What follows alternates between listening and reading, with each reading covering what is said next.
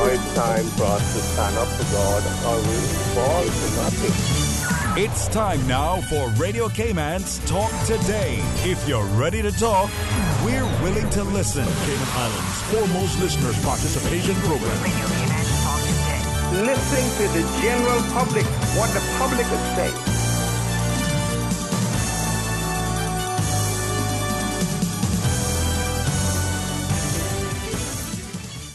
Good afternoon, Cayman. Welcome to Talk Today. This is Carolina Ferreira sitting for Sterling Dwayne Ebanks, who's out frolicking on this lovely Tuesday afternoon.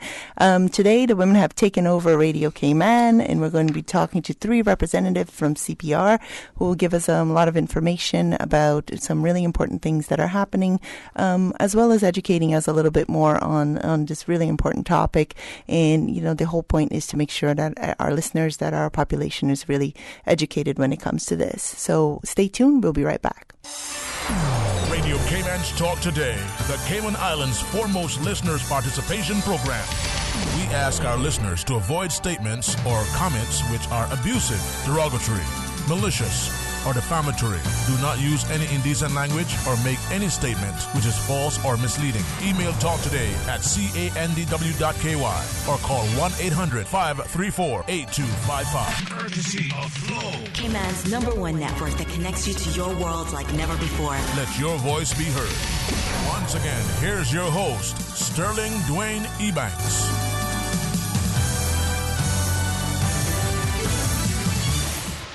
All right, and we are back. I'm still not Sterling. This is Carolina Ferreira sitting in for Sterling Dwayne Ebanks. We are live on YouTube if you would like to see us that way. Otherwise, you can keep listening to us on the radio. And I'm going to ask our guests to please introduce themselves because this will be a very interesting and dynamic conversation, I'm sure. Good afternoon, Carolina, and good afternoon to all of your listening audience. My name is Shirley Rolston, and I'm known as one of the troublemakers in this group, but really that I'll dispel that myth and those rumors. Good afternoon, everyone. My name is Laura Eglishaw, maiden name Powery, and I'm happy to be here. Thank you. Hi, good afternoon. Can you hear me? Yes, it's a little bit low, but good afternoon to your listeners, and thank you for having us today. My name's Linda Clark, and I was born in Cayman. My parents did move here from the UK almost 40 years ago now, so I consider myself a first-generation Caymanian. My heart belongs here. I was born in Georgetown Hospital, so and I worked as an accountant here for over 11 years, a qualified accountant, and then I've just recently attended a university in England to do a master's program in marine environmental management because I see how many changes we're having in Cayman, and it's my home. If I don't try and do something, to create a better balance and at least help educate people, absolutely, who will? Exactly. No, that's brilliant. You went back to school and you got all that information to bring it back home. Yeah, that's right. I swore to myself after the accounting exams I would never do any more exams, and I still went back and did it. So, and that's passion to go back afterwards. So, ladies, thank you all so much for being here. And for those who are just tuning in, we have representatives from CPR, so the Cruise Port Referendum, and obviously there's a lot of this that is out in the news right now. So, would it be possible for us to just start with a general update as to what it is that we're seeing in terms of, the petition and all of the things that are happening now, and then we'll get into some of the nitty-gritty of the questions that we all have. Sure. Well, the verification process is moving along quite swiftly. We're very, very pleased with the work that the Elections Office is doing. They continue to update us regularly, and they are making their presence known throughout the districts, going door to door, and they are positioning themselves in various supermarkets. And they do spend quite a lot of time there, like from 4 till 7 or 3 till 7, which gives a lot of people a big window to be able to go by and verify their signature.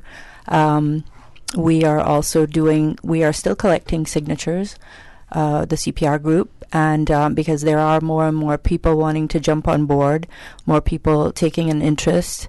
So we're working hand in hand with them. They have given us the privilege of collecting signatures as they continue to verify, and I believe they have to give us 30 days notice upon when we have to stop collecting signatures.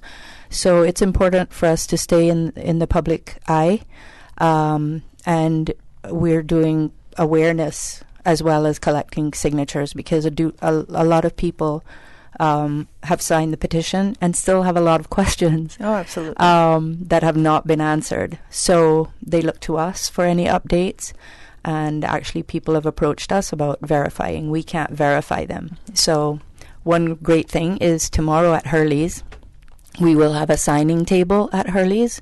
We're very grateful to the Hurley's group for allowing us to have a table there whenever we want. We don't have to ask anymore. We just show up. So we are most grateful to Hurley's for that privilege. We will have a table there from 5 till 8 tomorrow, collecting signatures, and the elections office will also be in the exit of Hurley's, where people can sign and go and verify at the same time, which is very, very convenient. Oh, that's fantastic. And also at Hell on Thursday between 5 and 7 p.m., the Hell SO station in West Bay, and on Friday. Okay, fantastic. Now, for the people who would think that, at this point they're verifying signatures and whatnot, and that, I haven't signed, I would have liked to have signed, but really it's just symbolic. Is it more than symbolic at this point for people to go? So I'll just jump in there. Please I want do. to say as well, just to give an update on where the elections office is at. As Shirley mentioned, they have been working extremely hard, and we are pleased with the progress given the nature of the 100% verification. It is fairly onerous, and there could be better ways to do that in terms of efficiency, in terms of sampling and whatnot. And anyway, we have it as it is, and they are making great headway. So we do want to help them with their efforts, and the most recent ticker that they put on their website, which is available for everybody to see, elections.ky, it's 74.8% of the required verification forms have been handed in. So that means that they need to have 1,334 more verification pages handed in. But with the efforts that they're going through, I think that will be done before the end of August. And that was the update as of August 3rd. So we have a few more days since they have updated that. But they do update it every couple of days. So it's worth checking on that. And if you haven't had your signature verified, as Shirley mentioned, you can either go to Hurley's, you can go to the elections office, you can contact them, call the elections office and ask them if they can come to you. They are going door to door in districts, but people are away on vacation, or people have, difficult working hours maybe that are not when the elections office staff will be coming by. So you can reach out to them and then ask them to come and help you. We also do have volunteers who are willing to assist persons who aren't able to go to the elections office and don't want to wait for them to come, for the elections office to come to their door. So if they would like to contact us, they can contact us on cprkman@gmail.com, or they can call us. I'll get back to you with the phone number. I don't have on the tip of my tongue. But we do have persons who have offered just as part of the volunteer team to help people get along to the elections office to verify. And what happens now is when we have people who sign it, or they want to verify, they can verify first, and then we will hand in a set of petition pages at a later date. But the elections office is keeping those and considers those as pre-verified, and then when we hand in the pages, which we are doing on about a fortnightly schedule at the moment, to make sure that everyone's signature gets included. It's all part of where kind of the custodians of these pages, as we offer to help the public, go through this process and submit their signatures. So, we do make sure they are getting handed in as well. You can sort of pre-verify and then come and sign with us. And the elections office, I think sometimes they're letting people know, from just what I've heard from individuals who have signed. They say, I haven't signed yet. And then they say, okay, well, this will be pre-verified. And that's the feedback I've been getting. So the target that the elections office has to get to, because we are applying this specific petition, is very, very different to other types of petition that have been put through or been passed around in Cayman, as we are applying under Section 70 of the Constitution, which means that once 25% of the electorate, so that's registered Caymanian voters, so not necessarily if you're Caymanian you have to be registered to vote, so it's of the electorate. Once 25% of that number is collected on the petition, which is where we have exceeded and handed that into the elections office. They're now verifying that. Once they hit the 25% mark, we know we have exceeded that number from our internal verification process. And as I mentioned earlier, I spent over a decade in accounting full time, and I was an audit. So I've been a lead part of that part of the process. So I'm very confident that everything is done very particularly. And if there's any errors, it's an absolute genuine error that someone has the same name as someone else or whatnot. But if we have had any doubt about someone being a registered voter, we have not considered them as verified. Right. So I'm going into a little bit of a longer explanation. That's okay. So I hope you're still with me there. But so people who are verifying now and signing now, they will count towards the verified number. If, say, someone's away on holiday and they can't get to verify, they might be out of data range, or somewhere with family and they just don't have time, or they're not quite sure, they haven't even heard about the process. Maybe they've been away for a few months.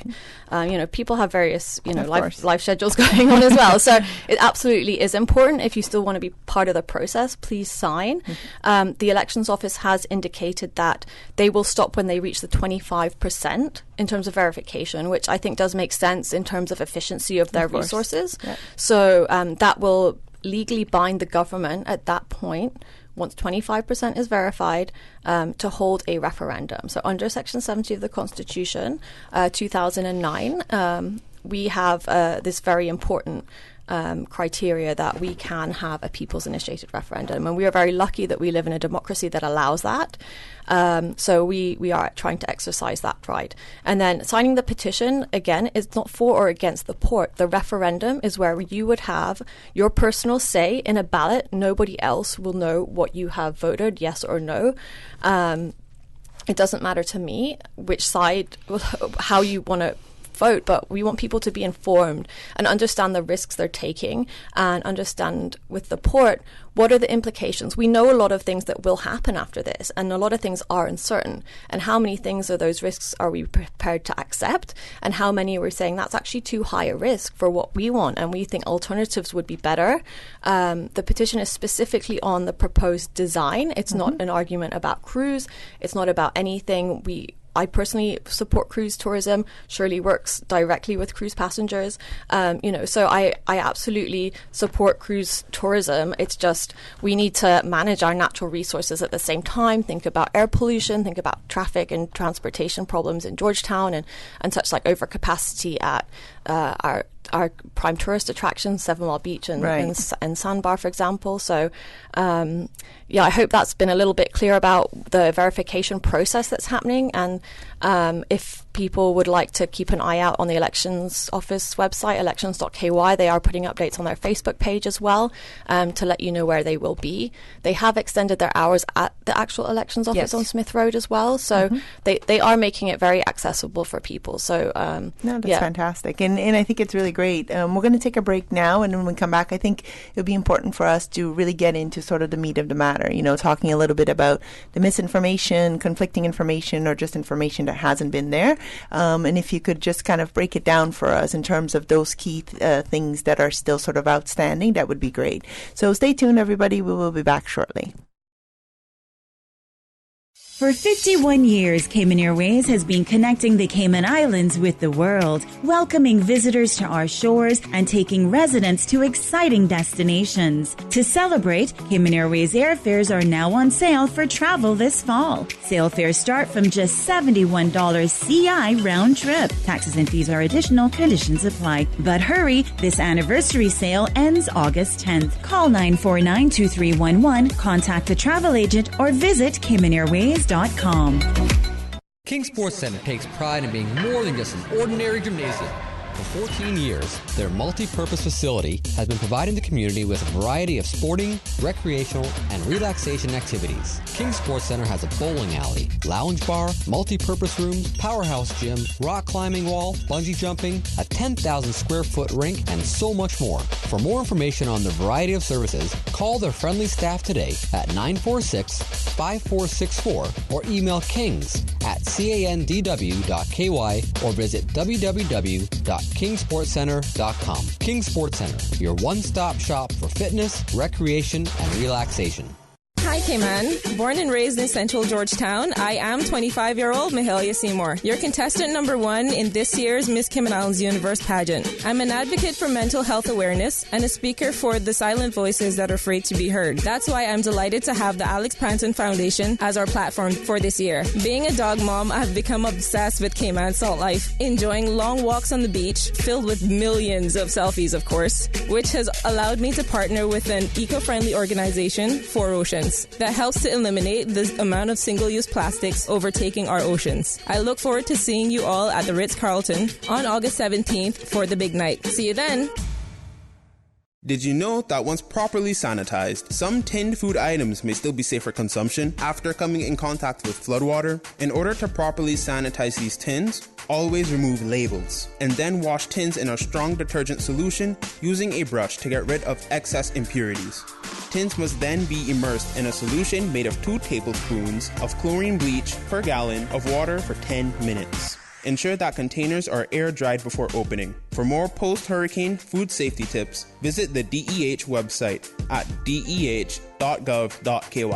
Listen to the general public. Your thoughts are just a telephone call away. 1-800-534-8255. What the public is saying. Let your voice be heard.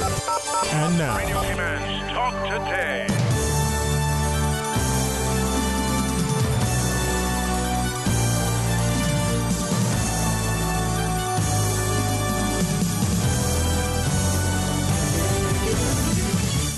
And welcome back to Talk Today. This is Carolina Ferreira sitting in for Sterling Dwayne Ebanks. If you'd like to see us as well as hear us, we are live on YouTube. I am from the Video Kill the Radio Star area, so if you want to stay on radio, that's fine by me. If you want to join us, we're speaking with the 3 representatives from CPR about the cruise port referendum. Our lines are 1-800-534-8255. If talking isn't your thing, you can send us a WhatsApp message on 925-3261. And if you don't have access to the toll-free number, 949-6990. So, ladies, thank you very much for that very sort of comprehensive introduction. And, you know, as I mentioned before, it's important to get into the specifics. So I think one of the things that I've been noticing is the fact that there are a lot of people who are paying attention now who hadn't been paying attention before and who still have a lot of questions or, you know, who are kind of, you know, finally sort of catching on to things. And prior to the show starting, when we were speaking earlier, I was saying to Ms. Shirley and Laura the fact that, you know, I think that the issue with 7 Mile Beach and the closure of West Bay Road was a real blow to people when it came to sort of this notion of advocacy and standing up for your rights and everything else. So I think it's, you know, the momentum that CPR has received, the number of people that you've gotten to sign the petition and whatnot, it's been months worth of work. And, you know, for the people who are just sort of tuning in and paying more attention now, because chances are this will go to a referendum, there will be a decision that you'll be asked to make as a citizen. So what are some of the things that you would say are either the things in which we lack information, or that there's conflicting information, or that there's outright misinformation when it comes to certain key aspects of this issue?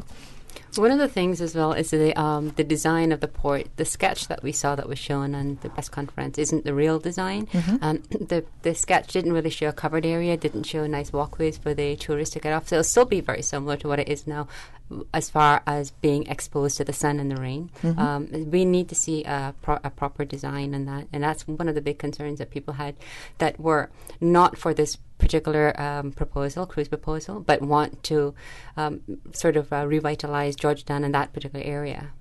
So it's essentially that aspect of it got convoluted. So it was like the artist rendering is just it's sort not of just a proper to give design. it's we not need a proper to see design. the proper Exactly. Yeah, okay. and when we look at that rendering, it's a cartoon almost. Mm-hmm. You know, it's got some fancy lighting on it and things, and that's not what it's going to look like in reality. And we know that those kind of designs can be misleading, mm-hmm. and also the artist is not the same as the architect and the engineer. So in any design of buildings and whatnot, you get the artistic rendering, and then you get the engineers saying, actually, we can't do it like that. We're going to have to change it.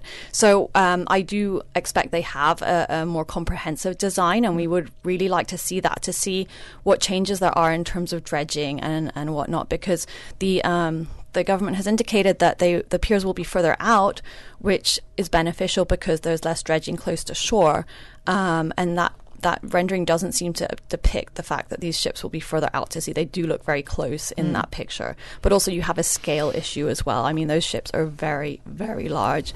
And one of the criteria that the cruise ships have said, which we can read in the environmental impact assessment by Baird, which I've read, it says that the passengers would not be comfortable walking more than 1,000 feet. So you have the exit of the boat to shore has to be a maximum of 1,000 feet. So they can't be too far out to sea, because then they, in terms of off the drop-off to reduce sedimentation and dredging, because that would be then having to have little trolleys on the pier to bring them in, which is no different to the tendering service. So it's actually not going to solve the problem that they're alleging that we have. But again, I don't see, having read many of the reports which are on the Support Our Tourism website, although a lot of them are still only in draft and not finalised, from the prior designs, the problems and concerns don't seem to be eliminated by this particular design and what's been spoken about. So I just wanted to mention, like as Laura said, about the coverings. There's no coverings. We already hear about the airport having problems with no coverings in the rain. The taxi drivers, I just last week were saying how it was raining and they have to move closer to the terminal, but their main spot is not at the terminal, it's slightly past the terminal, and customers have to stand in the sun. So we already see these problems in the airport, and that's only 20 feet across the road. So walking 1,000 feet from the pier, from the cruise door to the shoreline is it's not a pleasant experience for a passenger. I wouldn't enjoy that. Right. We have a caller on the line. If you could, everybody has their ears on. Go ahead, Lynn. Thank you. Caller, go ahead. You're on the air. Hello. Good afternoon. Good afternoon. I just want to say good afternoon to I think it's 3 ladies in the studio today. Good afternoon. Good afternoon. Is it Laura, and Shirley? That's correct. All right. You guys are doing a great job. Thank you. Obviously, the conversation is something of great importance to many people in Cayman, because this pier doesn't belong to the government or the cruise line. This pier will essentially belong to the Cayman Islands and all its people. So whatever impact, whether good or bad, we would have to live with for the rest of our lives. It's not one of those things that we're going to pack up and move, or change our mind at the end of the day once we start this project and we put the first pile in that bedrock out there. It's forever. The reality is that I think what's important is that we start to talk about the real pros and cons of this project. Yes, the government will get more people on our shores and they'll generate more revenue per head tax. However, at what price and at what cost? And I think that's where we need to weigh in, because if we're going to go down a path that is going to potentially affect our overall tourism product, we shouldn't be doing it at all. That's number one. And to Laura's point earlier about the visitors' experience with a pier versus tender, I think it's hard to argue that a person would rather get off on a pier and walk 1,600 feet as opposed to get off on a tender and a nice cool boat ride in a shaded tender. Now, there's an argument that there's safety issues on either side of that, but the government's pitch and sale to the people of the Cayman Islands aren't those that it's a better experience only. It's that we generate more revenue, we're creating jobs, we're creating all these things within the industry, we are keeping our competitive edge, and all of these things that just don't make any sense. And they have very little argument at all as to location, as to where they build in the port. And for some reason, if we had an alternative site where we could have put this and it was more feasible, less environmental impact, and it made more sense, I still think the government would insist on putting it in the Georgetown area, simply because of the already existing infrastructure in terms of shops and things that are owned by certain merchant class individuals in our society, which is why they are hell-bent on putting it in Georgetown. Because if we ask the question, would you put it in the middle of 7 Mile Beach next to the Ritz? Chances are nobody would agree to put it there, simply because of the environmental issues and having it in an area in which is pristine and untouched. Nobody would agree to put it there, right? So why is it hard to believe that putting it in Georgetown creates the same effect, just that it's not amongst the individuals who don't want to see the pier? And that is where I have a major issue, because we're not striking a proper balance. We're not ensuring that cruise doesn't affect stayover and vice versa.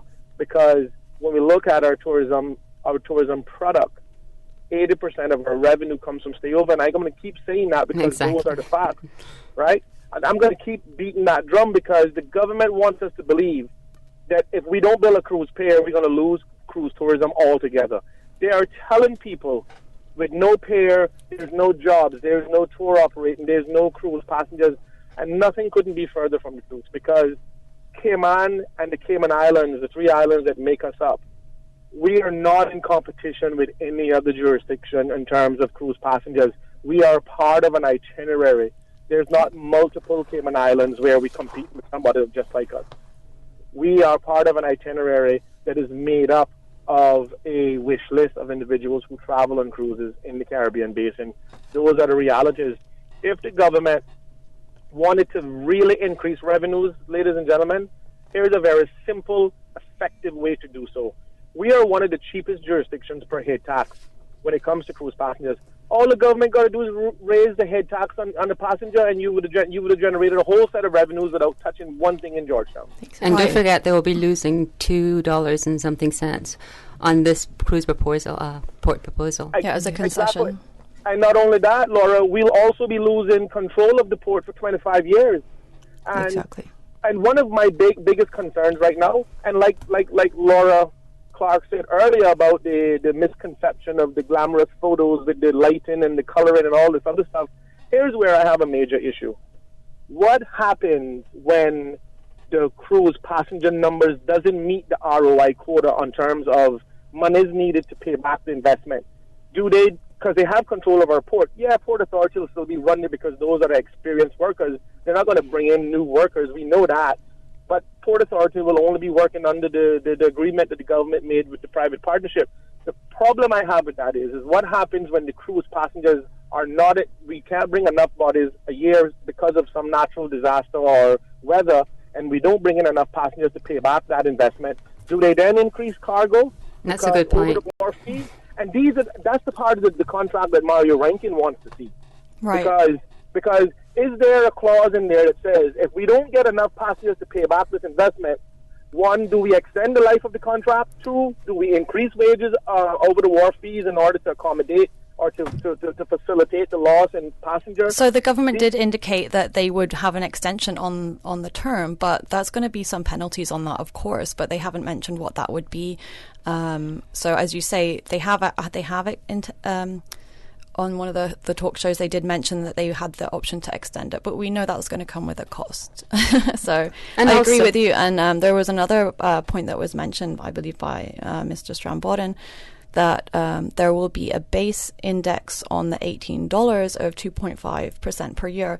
And I don't know what that means, if that means that's inflation adjusted or if that's an interest rate adjustment. I don't know. Index is a bit of a vague term without having more information on, as you say, the financing details. There's always going to be clauses in there. So we still don't really have enough information to make an informed decision of whether this is beneficial for our country. And the outline business case, as far as has been made public, has not been revised. Right. Yeah. No. Oh, and also, this proposal has 2 piers and 4 berths, right? Mm-hmm. So there'll be other ships who'll have to tender anyway. What about them? What if they decide we want piers as well? We don't want to be tendering. What do we do then? Exactly. And I think this is, and thank you, caller, for all those really valid points. And I think this is what we're trying to get to now, is just understanding all of those questions that are still out there so that we can actually pull those things out. It's about the design. It's about the dredging. It's about the financial implications. It's about, everything else, the pros and the cons. You can't come up with a pro and con list unless you understand exactly what each thing falls on what side. So we do have to take a break. There's another caller online. Caller, if you'd kindly hold, we'll get right back to you when we come in, but we will be back on Talk Today.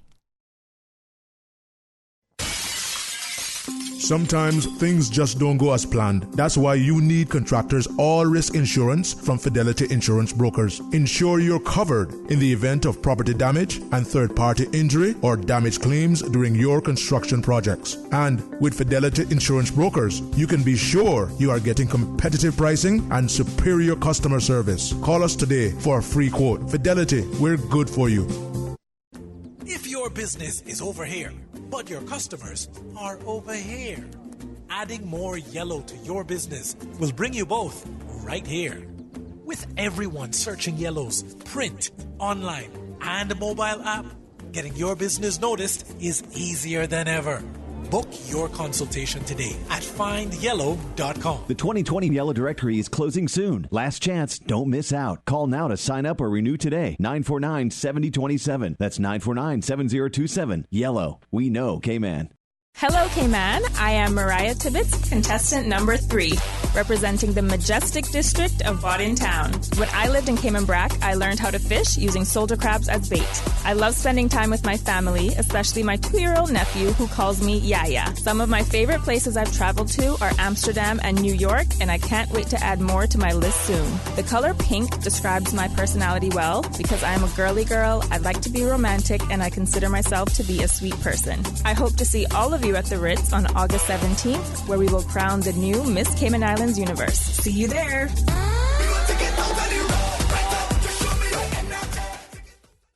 Headlines. With the latest headlines. Headlines. All the news when you want it. Tune in to Radio Cayman for hourly headlines of the day's top stories. One of Cayman's bright and shining young stars. Local, regional, international. Headlines. Turning to international news. Updates on the hour between 7 a.m. and 6 p.m. on weekdays. Radio Cayman News. Headlines. Your voice, your choice for today's biggest news. Listen to the general public. Your thoughts are just a telephone call away. 1-800-534-8255. What the public is saying. Let your voice be heard. And now, Radio Cayman's Talk Today.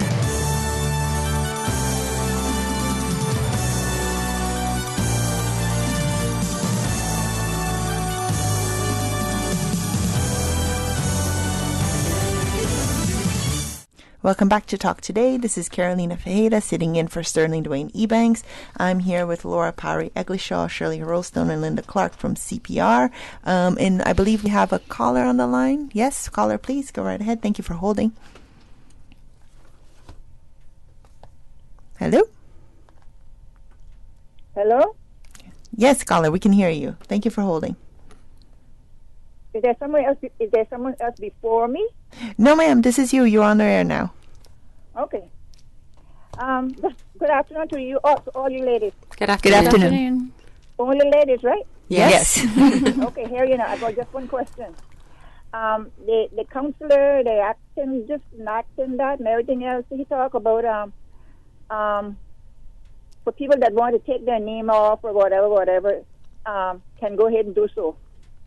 Okay, my question is this now. With the people that go ahead and get their signature off, will they still be able to vote when it comes around to voting for the referendum? Yes, of course. There are quite a number of persons who have not signed the petition because of fear of their jobs, and I'm not just talking about civil servants.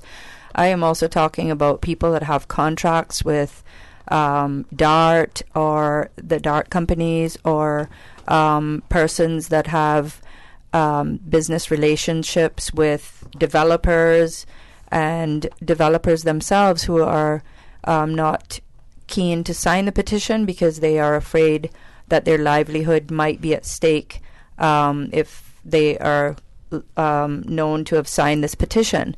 So those persons will be able to vote when the referendum happens, and we respect their concerns.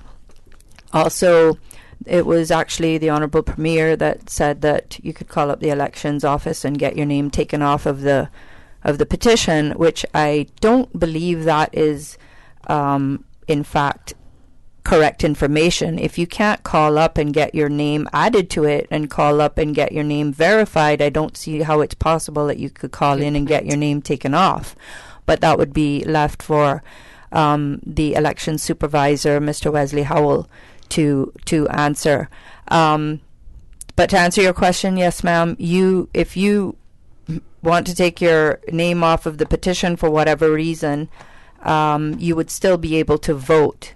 Subject to getting 25% of other voters to sign the petition. So this is all about public participation and numbers, the constitutional requirement is 25% of the electoral to sign the petition.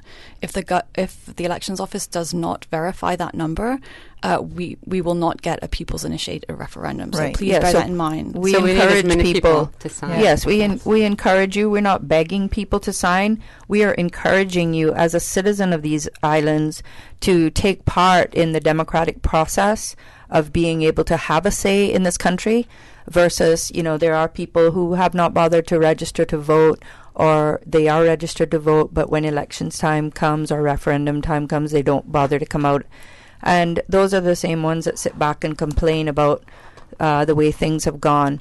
We have a lot of young people that are coming up now. It's very encouraging to see a new breed of Caymanians coming and wanting to make their voices known, wanting to have a say in their country, wanting to participate in democracy, which is what we are supposed to have, is participatory democracy, where you are actually included in the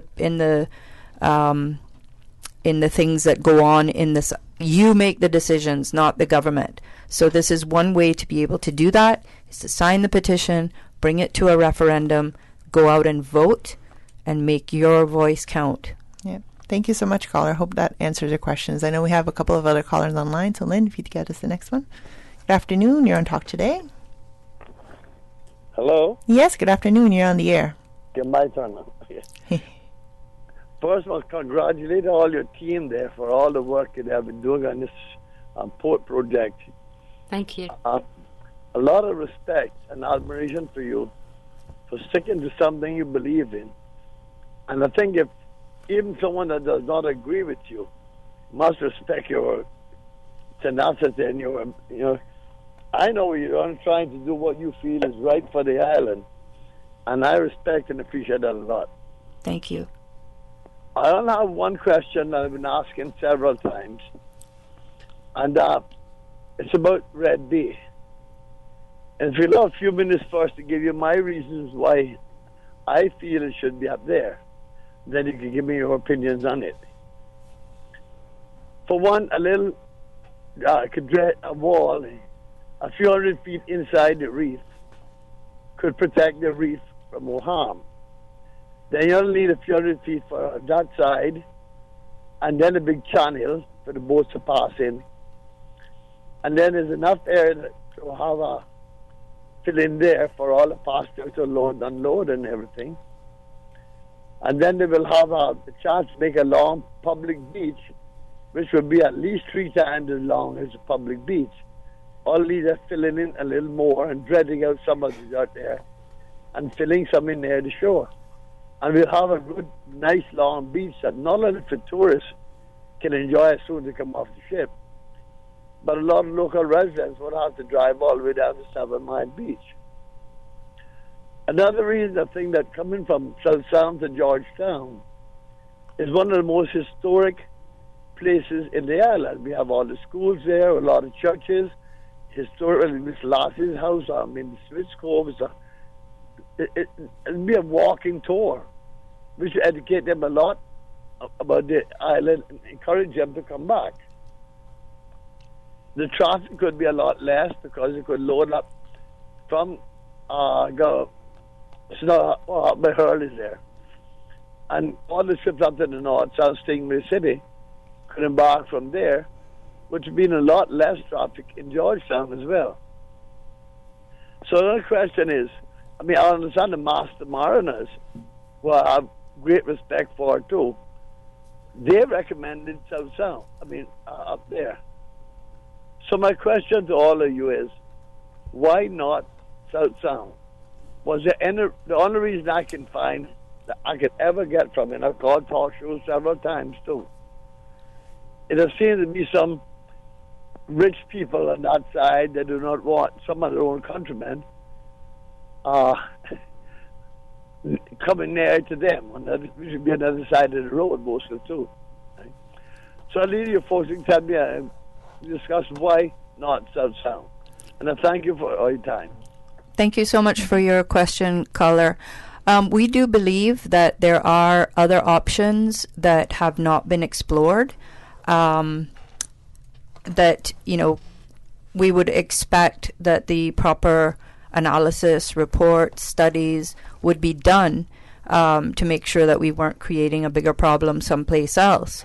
But we do feel that the options that are available have not been explored, that the focus has been on Georgetown for year after year after year after year, with no real consideration for any other place. Like other people have mentioned spots, East End and various other places. I believe that other options could be explored, like floating docks and everything else, but that they have not been taken into consideration. Yep, so in the environmental impact assessment, which is available on the Department of Environment website, it's actually not on the Support Our Tourism website, so it's quite difficult to find that information you're looking for. But if you go on the Department of Environment website under environmental impact assessments and case studies, you can look for the port one, and it has all the appendices, and there is actually an alternative sites appendix there, and it will give you some of the answers of what they have looked at, and it is very basic and mostly it's almost hearsay in it. It's not very analytical or anything, so we actually don't have that information. We would have to do studies on that. In terms of moving beach sediment and things around, I mean, obviously in Cayman we have natural equilibrium, so if there isn't a big beach there already, we have a lot of currents on the north and south. I don't think a beach would be I don't think it would stay there. We'd constantly have to replenish it from that side of it. But aside from that, please, if you can look on the Department of Environment website under environmental impact assessments and case studies, and scroll through the appendix there, and it can look a bit overwhelming, but if you specifically look at one appendix that has the information you're looking for, you can just read that one individually and then come back to some others later and see what they have looked at.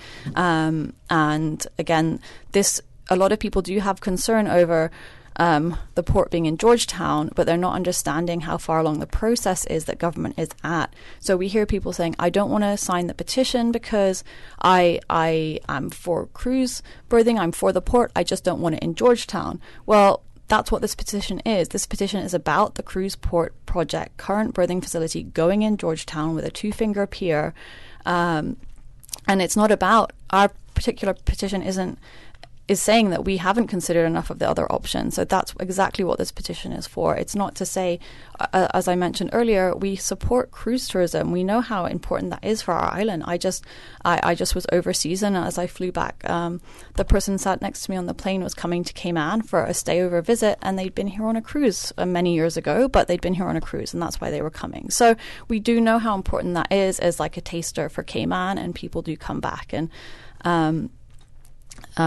but yeah, so please have a look at the study if you can find it. If not, please email cprcayman@gmail.com, and we can send you the link and the copy for you to look at. And also, to answer that caller as well, this port, when it's built, or any port, is not built in isolation. There's a cause and effect, and that's a problem that we really need to get more environmental impact assessments for, no matter where it will be built, if it was going to be built somewhere else. A lot of the older Caymanians will tell you that when the current Georgetown port was built, before, remember Pageant Beach used to be a place where we all went, and they had a huge beach. All the functions were held there.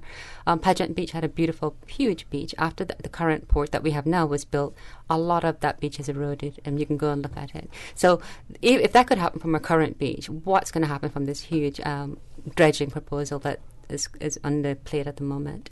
Right, and I think it really points to, the question about, well, what about Red Bay? What about South Sound? It really goes back to the point that we haven't fully explored other options, and that in and of itself should be problematic for us as we're looking at it.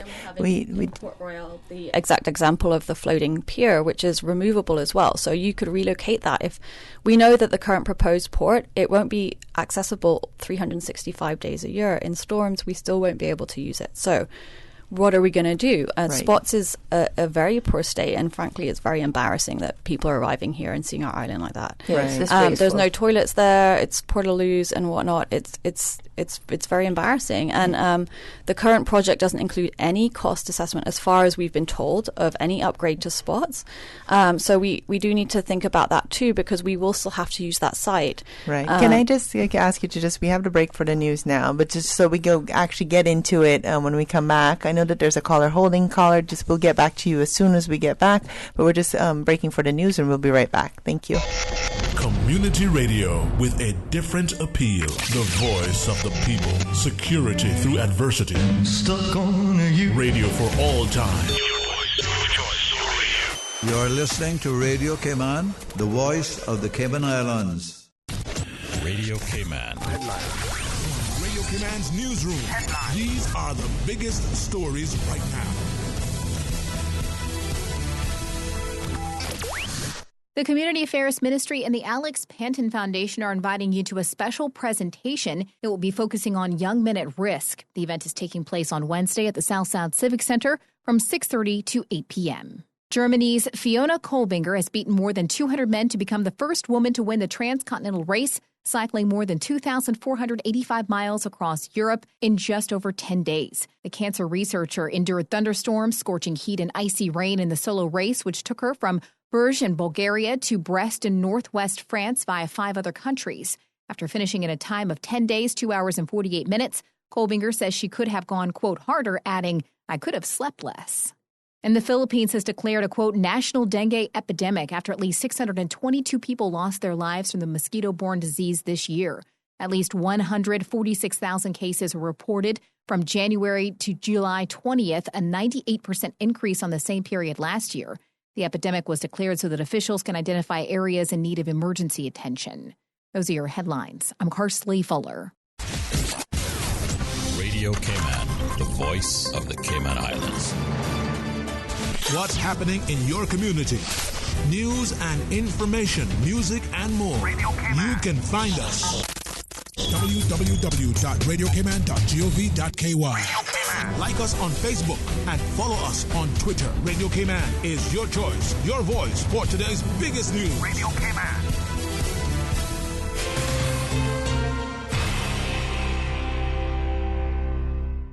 A caring and community spirit, cherished family and cultural values. These are some of the things that still embodies the Caymanian way of life in the Eastern Districts today. Savannah Pharmacy, your neighborhood pharmacy, located in Countryside Shopping Village, is delighted to offer products and services of real value. Whether it's catering to your family's medical needs or carrying apparel, gifts, and beauty products, Savannah Pharmacy provides you with more than just prescriptions. Remember, they're always just around the corner with everything your family needs and convenient opening hours, including Sundays and holidays. Savannah Pharmacy. For more information, call 946-3336.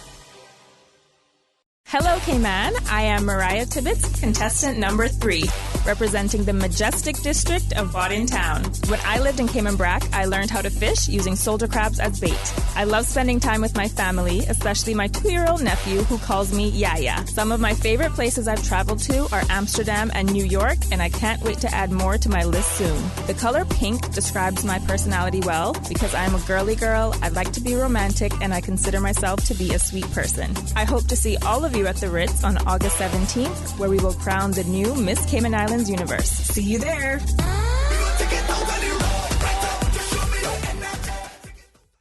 Hello, I'm Joseph Woods, the Acting Port Director. Our port facility is the hub of the Cayman Islands commerce and economic activity, handling $658 million in imported goods annually. From groceries to construction materials, all sectors of our economy depend on the port. But it is now 40 years old. Its infrastructure is degrading, and we feel the strain from insufficient space for both cargo and cruise operations. The time is now. A new expanded port facility is needed to allow both cargo and cruise to operate efficiently and to support our island's continued growth and development. Support the port, support our tourism, support Cayman's continued growth and development.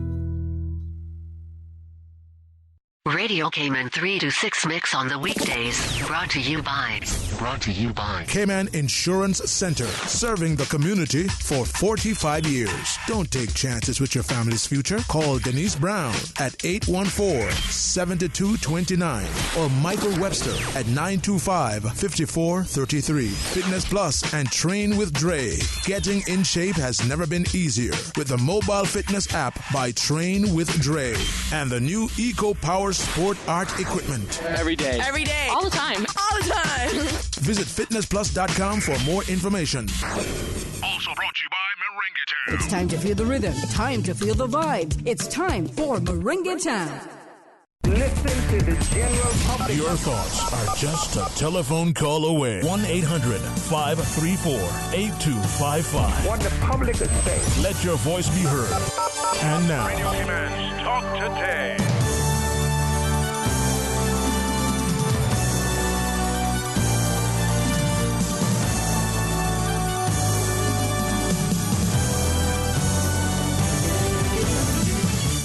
Welcome back to Talk Today. This is Carolina Ferreira sitting in for Sterling Dwayne Ebanks, who made the wise decision to go frolicking today because we now have 3 callers on the line. Everybody ready to talk about this issue. I have Laura Parry Eglishaw, Shirley Rolston, and Linda Clark here from the Cruise Port Referendum Group. So we'll take the first caller. Thank you, caller. You're on the air. Good afternoon. Good afternoon. Good afternoon. And good afternoon to you, panel. Good afternoon. I don't know where to start, but I'll start somewhere. What I can't understand about this port wanting to be built downtown Georgetown is that we is a seasonal island. There's a saying that we have 6 months of busyness and 6 months of slowness. But right now we're in August and we're having 1 ship per day. And then we got September coming and we got October coming, which will get a bit even more slower. But air traffic will probably be a little bit more than the cruise ships. Follow me? Yes, I am. So what I can't understand is that if this pair was to go through, will the cruise ships going to continue coming into Georgetown? Are the cargo boats going to be able to come into Georgetown to deliver our food on a weekly basis like they're doing now? And if this port is built downtown Georgetown or built anywhere throughout the island, are we going to have more cruise ships coming here in our slow peak season? That's the question that I just can't seem to get answered when some of the government people are on the radio. I want to know if we're going to have these slow months starting, well, let's say August to October, we're going to still have 1 ship a week, 2 ships a week, and then we got this humongous supposed pair built out there, and they cannot, we will not get no business until the season starts back again. Is it going to still be the same amount of things? I mean, boats that's coming now going to be coming then, if and when this port is built downtown Georgetown? So Go ahead. So what the government have indicated is that they will smooth out passengers throughout the Europe, but they haven't indicated how that will happen. So I can't answer your question because that is also a question that I want to know. They're saying, well, we need 2 million plus per year to pay this off. We still don't know the exact numbers because we haven't got the finer details of the financing arrangement. It sounds like we've just got a base cost without any of the other costs that would be required, such as core relocation, transport systems, and other various things. So your question, I think, is very valid. They are just giving us vague statements, in my opinion, that they will smooth it out. But I don't know how Royal Caribbean and Carnival are planning to do that, given that they have itineraries, their bookings, they relocate the ships to Europe over the summer. So I don't know what their plan is to do that. And I think that's a very valid question. And unfortunately, I don't have an answer to that, and it's something we continue to ask. And another reason why we need a referendum to have all these questions that none of us are getting answered by our government answered. Yes. So that's why we need everyone to sign the petition. Yeah, I think it's safe to say, caller, that all of us at CPR have as many unanswered questions as the general public still has, especially after the press briefing where we expected, with a preferred bidder being announced, that we would actually see a design and be told, more facts than we were given. For instance, we don't know when storms come and this port is under construction. Where is the dredge going to go? Is the dredge going to be moved? Is it going to be expected to ride out northwesters out there in the storms? How is that going to affect the silt screens? How is our cargo going to be operating with all of this stuff going on in the harbor? Will we have cruise ships while this is being built?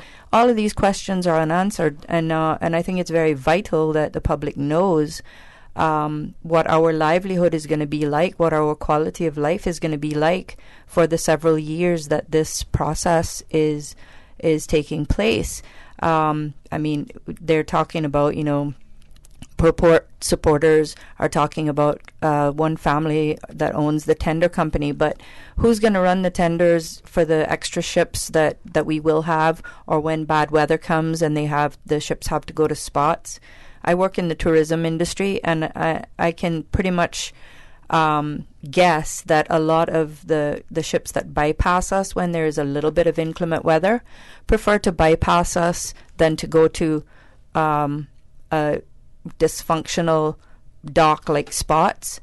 And the second part of that story is they make more money at sea than they make in port. So the ship is the destination. Yeah, any opportunity that they have to bypass us, they're going to probably do that. And I notice a trend in the cruise tourism industry right now. The ships used to come in like 7 o'clock in the morning, most of them, and stay till 3 or 4 in the afternoon. Now a lot of them are coming in at 6:30 and leaving. Last tender is 1:15 or 1:30. I mean, this is I don't know how this can possibly be helping Caymanians with their jobs. And while I'm on that job rant, for those who are interested, there are no mom and pop shops in our airport, and that was because that process to get a shop in the airport was so intense, and the price went up as well for the lease. Yeah, it really knocked a lot of people out of the runnings to have a little store in the airport.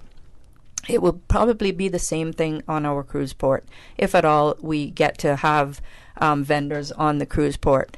That I would look at the airport model and not put all the eggs in my basket that I would be able to have a shop on the port as is being touted. And the other thing is for getting more taxis. The Deputy Premier said that there will be more taxis, more need for tour operators, etc., etc. I am a Caymanian. I am not driftwood or a drift coconut that ended up here. I am a generational Caymanian. My grandfather's sister wrote the national song. I have several family members in Hero Square.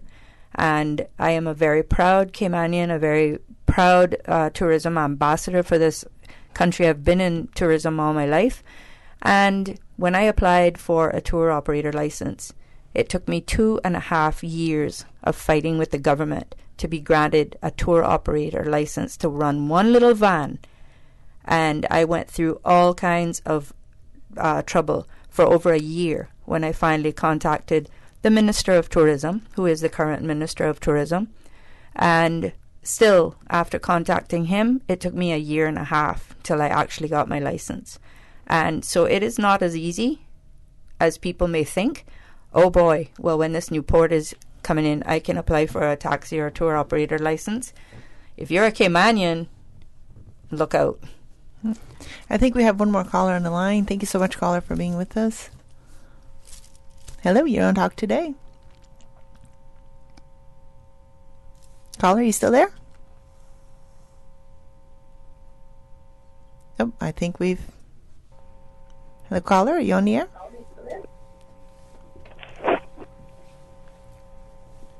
Good afternoon.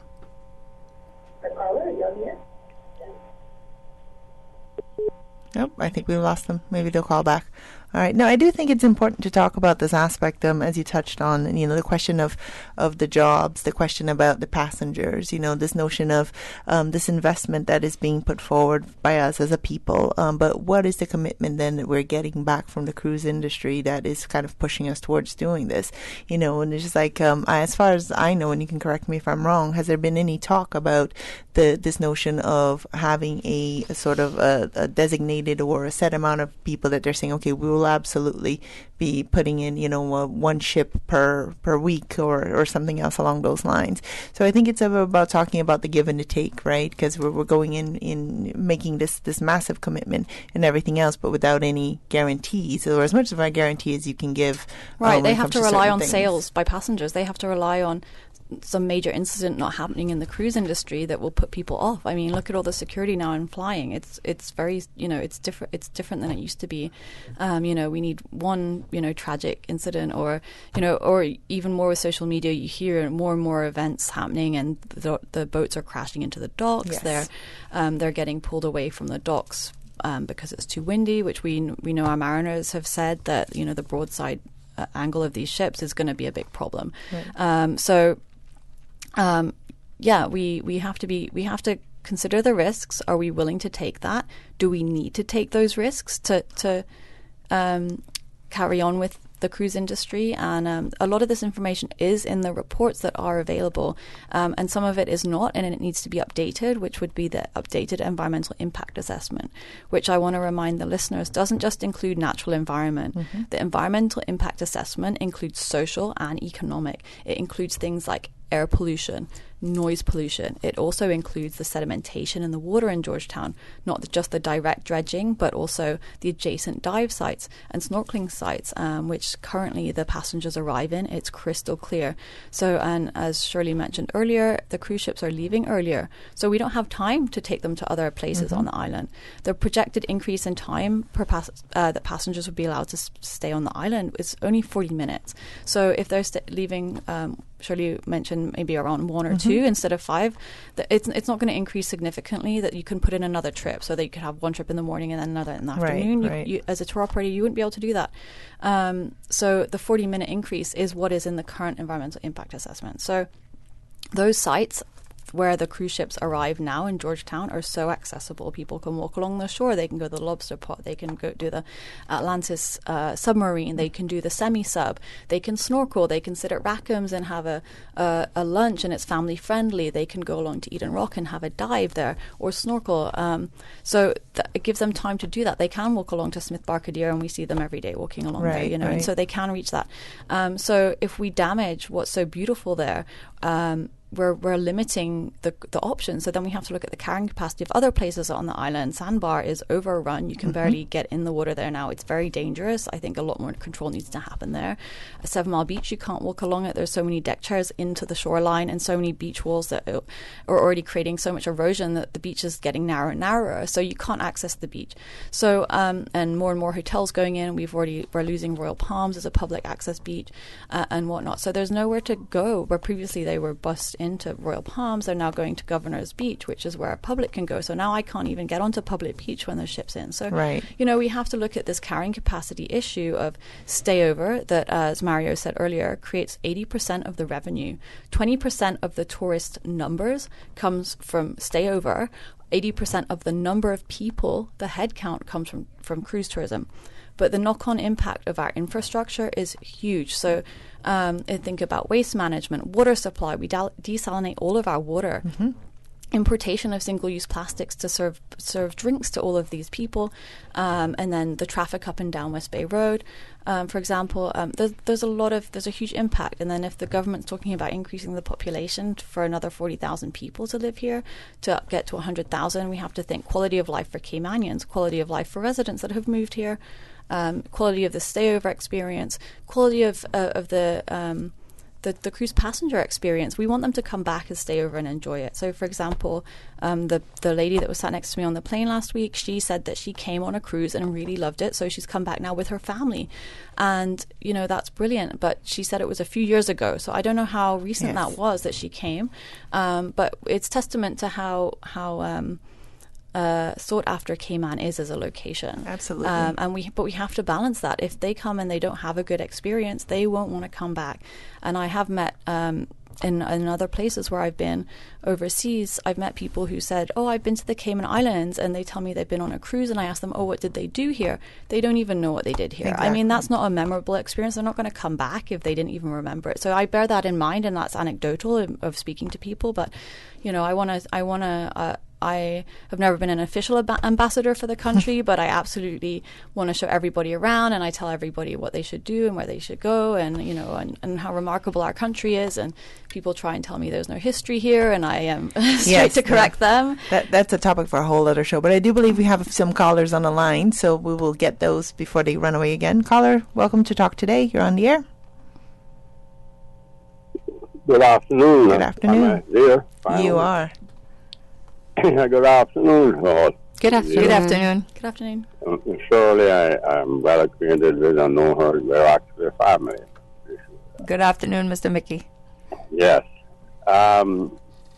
Listening to that lady there, I think she could take away President John Fitzgerald Kennedy's record of a speech with the most words in a minute. I'm fascinated by her. I apologize. I get a bit carried away sometimes. Yes, but I think he could beat his record. You know, he had the record in the Guinness Book of Records of making a speech with clearly distinctly. I think it was 180 words in a minute, or much more than that, I think. Anyhow, that's by the way. I'll try to slow down. I have a few questions to ask. What does CPR mean? What does it stand for? Cruise Port Referendum. Cruise Port Referendum. Yes, sir. Not Caymanians for people referendum, right? No, Cruise Port that's what I Referendum. thought some people said. Cruise Port Referendum. So the referendum, how many people are on that directorate of it that are for or supporting the peers? Are there anyone? Is there anyone? We wouldn't have that number. People. No, is there anyone with you who You mean in CPR? Process in CPR? Support building the peers, yes.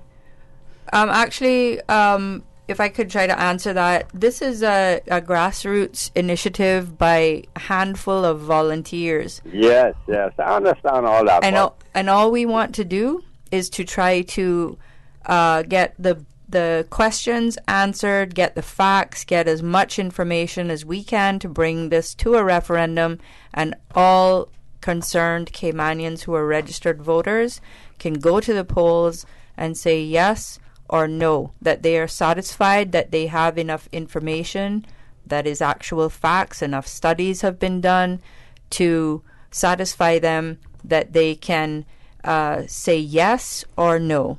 Yeah, and the particular question that we have posed to the government, but they can't in the referendum, in the petition, is about the current proposed facility. It is not about cruise tourism in general. It is not about a pier in another location. It is about the specific facility that has been proposed. And just to expound on what Linda just said, is that in the press release, we were expecting to get more answers, but all we got is that there will be less dredging, which they said would be 20% less dredging. When you're talking about dredging 32 acres of our most beautiful harbor reefs, and you reduce that by 20%, you're still dredging 27.5 acres. So when you say you're reducing the dredging by 20%, that actually equals 5 acres. And if you've destroyed 27, you might as well destroy the other 5, to be honest with you. Hello. Hello. Am I being given a chance to speak? I asked a question and you answered it, but you went on into a pile of information I've already heard. Okay, go ahead. Sorry about that. This is why I ask these questions, because it is very obvious that none of you really want to hear the other side of the story. You don't want to hear anybody who supports. Go ahead, sir. If you had some statement to make, go ahead. No, you don't, because you keep giving us these figures that are contra anyone's opinion who supports the piers or so forth. I mean, keep calling it a port. We already have a port here. We already have a dock here. If I could just clarify, we're getting the information from the Environmental Impact Assessment Report and the designs that have been made public. So we're not making any information up. We're using what has been publicly put out there. So we're just saying that we have concerns over it and we want the public to decide. So just to clarify, we are using the objective information and we're not using subjective information. But, you know, it's pointless anyone calling in. It really is. This is really disappointing. You don't give anyone a chance to voice their opinion, to say anything, to ask questions. You continue on giving us all this information we have already heard, and we know if you can read it, so can I. Can you ask the question again, sir? Good Lord, I can't even remember what it was. I asked you about CPR, and you answered that. You answered it. So therefore, that is an organization that was definitely against building those piers, and you make it unequivocally clear that you're against it. We're not against building the piers, sir. We are for a referendum so that everyone in the Cayman Islands can have answers to questions regarding the cruise port. Who support building the pier didn't ask for a referendum, so say what it is about, what you're all about. Do not say that you want to give those people a chance. We don't need a chance. Well, that's essentially, sir. That's what's if the government is proposing something, and there are a group of citizens who need more information or feel as if they need to have a better understanding in order to move forward, they're within their democratic right to ask questions. And then, but if there are a greater number of people who are in agreement with what the government is doing, the referendum would give them the opportunity to be able to voice their opinion just the same and say, no, we as a majority are in line with what the government is saying. The question is just whether or not we create a space in which people can actually make that determination, as opposed to having it, be assumed that everyone is in agreement with what is being proposed. So the question, the referendum doesn't harm in any way the people who are for the cruise ports, because they can still come in and they can still support it. It just kind of answers the question more clearly for everyone as to what percentage of the population that comes out to vote is for, or needs more information, or is not ready to commit to that yet. So it doesn't really harm the foresight. It just gives you an opportunity for the people who have concerns to be able to raise those concerns and actually get this dialogue going. You make it seem as if a referendum is just a frivolous thing. But it's not. I didn't hear enough answers. Please, ma'am, give someone a chance to speak. Please, please, please, I'm begging you of that. Because I noticed with all the people who are for it, except for Shirley, they for this referendum against the port, they're vociferously against it, and when they come on, particularly another radio station, they try to vilify, destroy the people's integrity and character, including that of the premier, elected premier, because they don't want to speak to anyone or allow anyone to have a say who might particularly support the premier in this. I don't understand why you disingenuously say, this is for you who support it also. No, it's not the way you're speaking about it. You continue to reel off facts that would be against it, that would be contrary to it, and so forth. And then we say it'll destroy this, it'll destroy that, without any proof that you're certified marine engineer, you're certified dredging expert, without saying anything like that. We dredged a lot of the North Sound in the 1970s, 80s, and particularly in the 90s. A lot of what people take for granted there now exists because of dredging.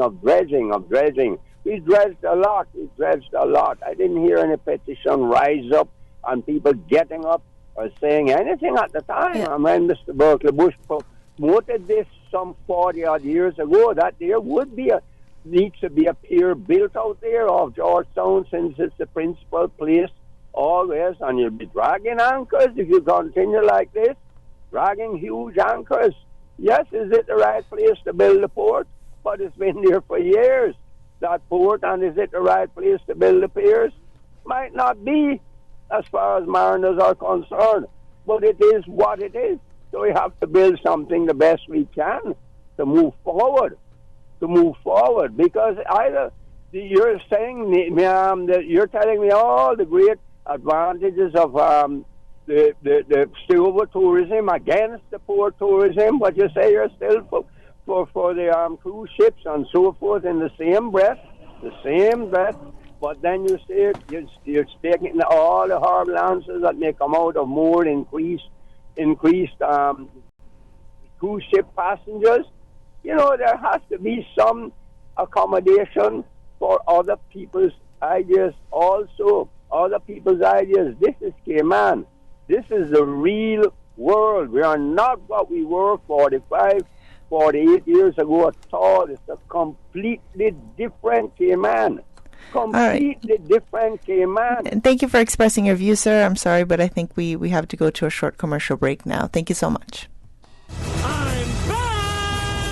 The best back-to-school sale is now at Reflections. Buy one, get one half price on all back-to-school shoes. Over 100 styles of your favorite brands. Nike, Adidas, Puma, Reebok, and more. Back-to-school savings on shoes for toddlers, children, teens, and adults.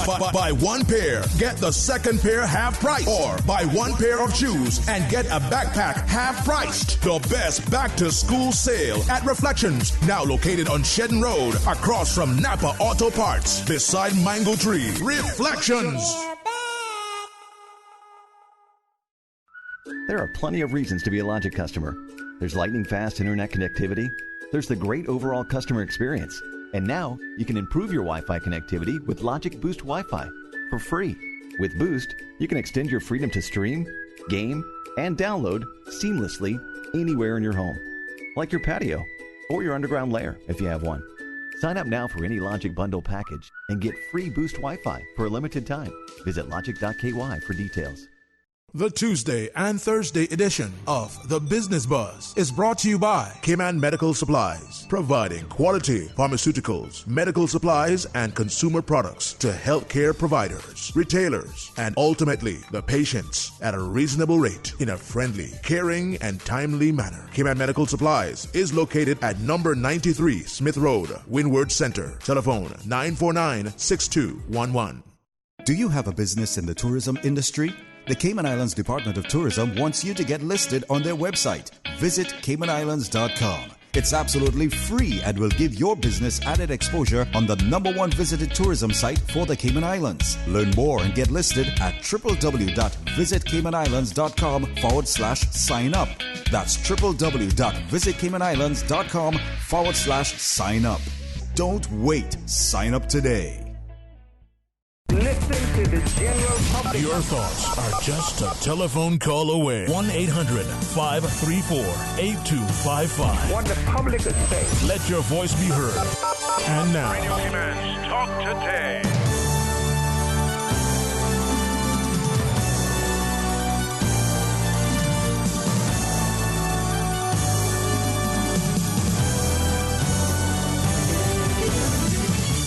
Welcome back to Talk Today. This is Carolina Ferreira sitting in for Sterling Dwayne Ebanks. We're sitting here with Laura Powery-Eglishaw, Shirley Rolston, and Linda Clark from CPR. And we're about to get into the callers, but I'm going to give Ms. Shirley a chance to answer the last call. And just as a general statement to make, this is CPR who has come on to try to talk about, the issues as they have seen with the current proposal. So it's not a question necessarily of trying to have both sides of the equation. I think one of the things that both the public and CPR have called for would be something along the lines of a debate so that representatives from both sides of the question can sit down and have an informed conversation. But unfortunately, that has not come to pass. So I think that's part of the thing that needs to be put out there, because this is not CPR's responsibility to be putting on both sides of the coin. But Ms. Shirley, you had some specific thoughts to the last caller? Yeah, I just wanted to raise a couple of points for the general public, to be honest with you, not just for the last caller, but We have always tried to be transparent, and we've always tried to find the facts and present the facts. We're not about to sit here and just let misinformation be floated around in the public and not bring it to the public's attention that it might not be totally correct or correct at all.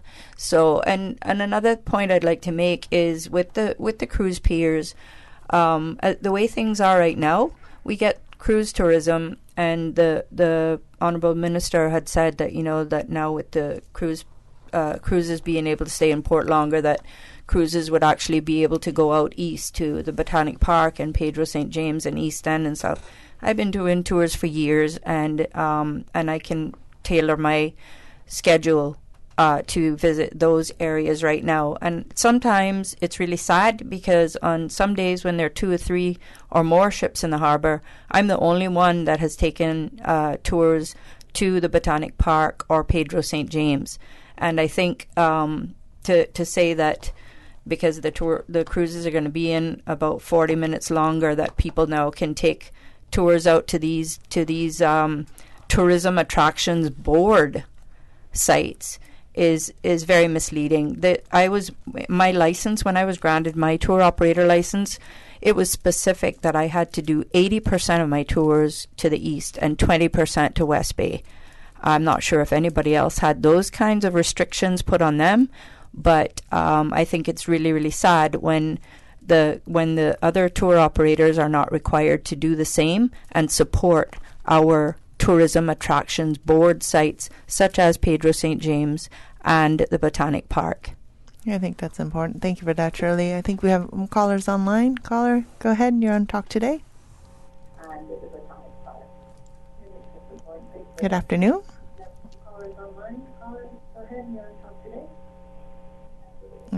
Good afternoon, caller. You're on the air.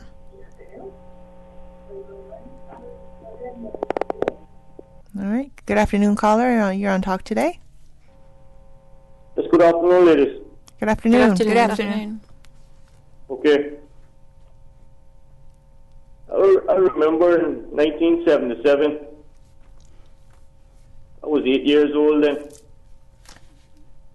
and I asked my great-grandfather, who was a sea captain. His name was Captain Ferreira. And I said to him one day, I asked him, I said, Grandpa Ferreira, how you know where you were going in the night when you couldn't see good because it's dark? And he said to me, he said, we used to follow the stars, Peter. Wherever the star was, that is where the country was. So, when you see our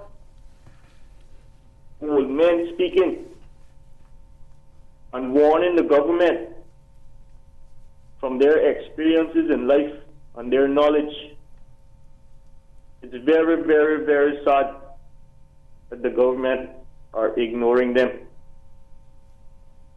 True. And Miss Gina Petrie and her department was against the building of the port in the Georgetown area from the time the UDP government were planning on building it. So people aren't really against having a cruise port.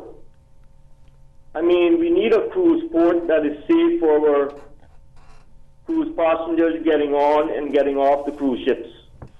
Of course. But we have great concern about where this port is being built. And the young people have also spoken. A couple of hundred of them got in front of the government building and asked the government not to build the port in this area. And also, over 5,000 signatures. That ain't by coincidence, you know. That ain't by coincidence. These are all warnings to the government not to build a port in the Georgetown area because of the serious consequences that will follow if they do so. And if the government chooses to be stubborn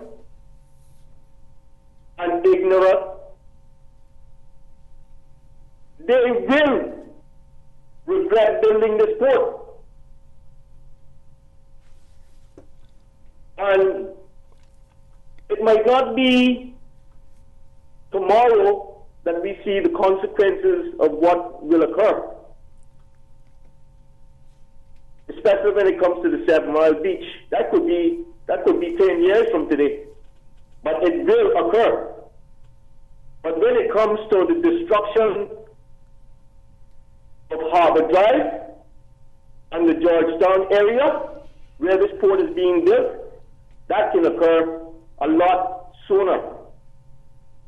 That can occur while they're dredging. We could have a serious Category 5 hurricane hit this island while they have already started to dredge.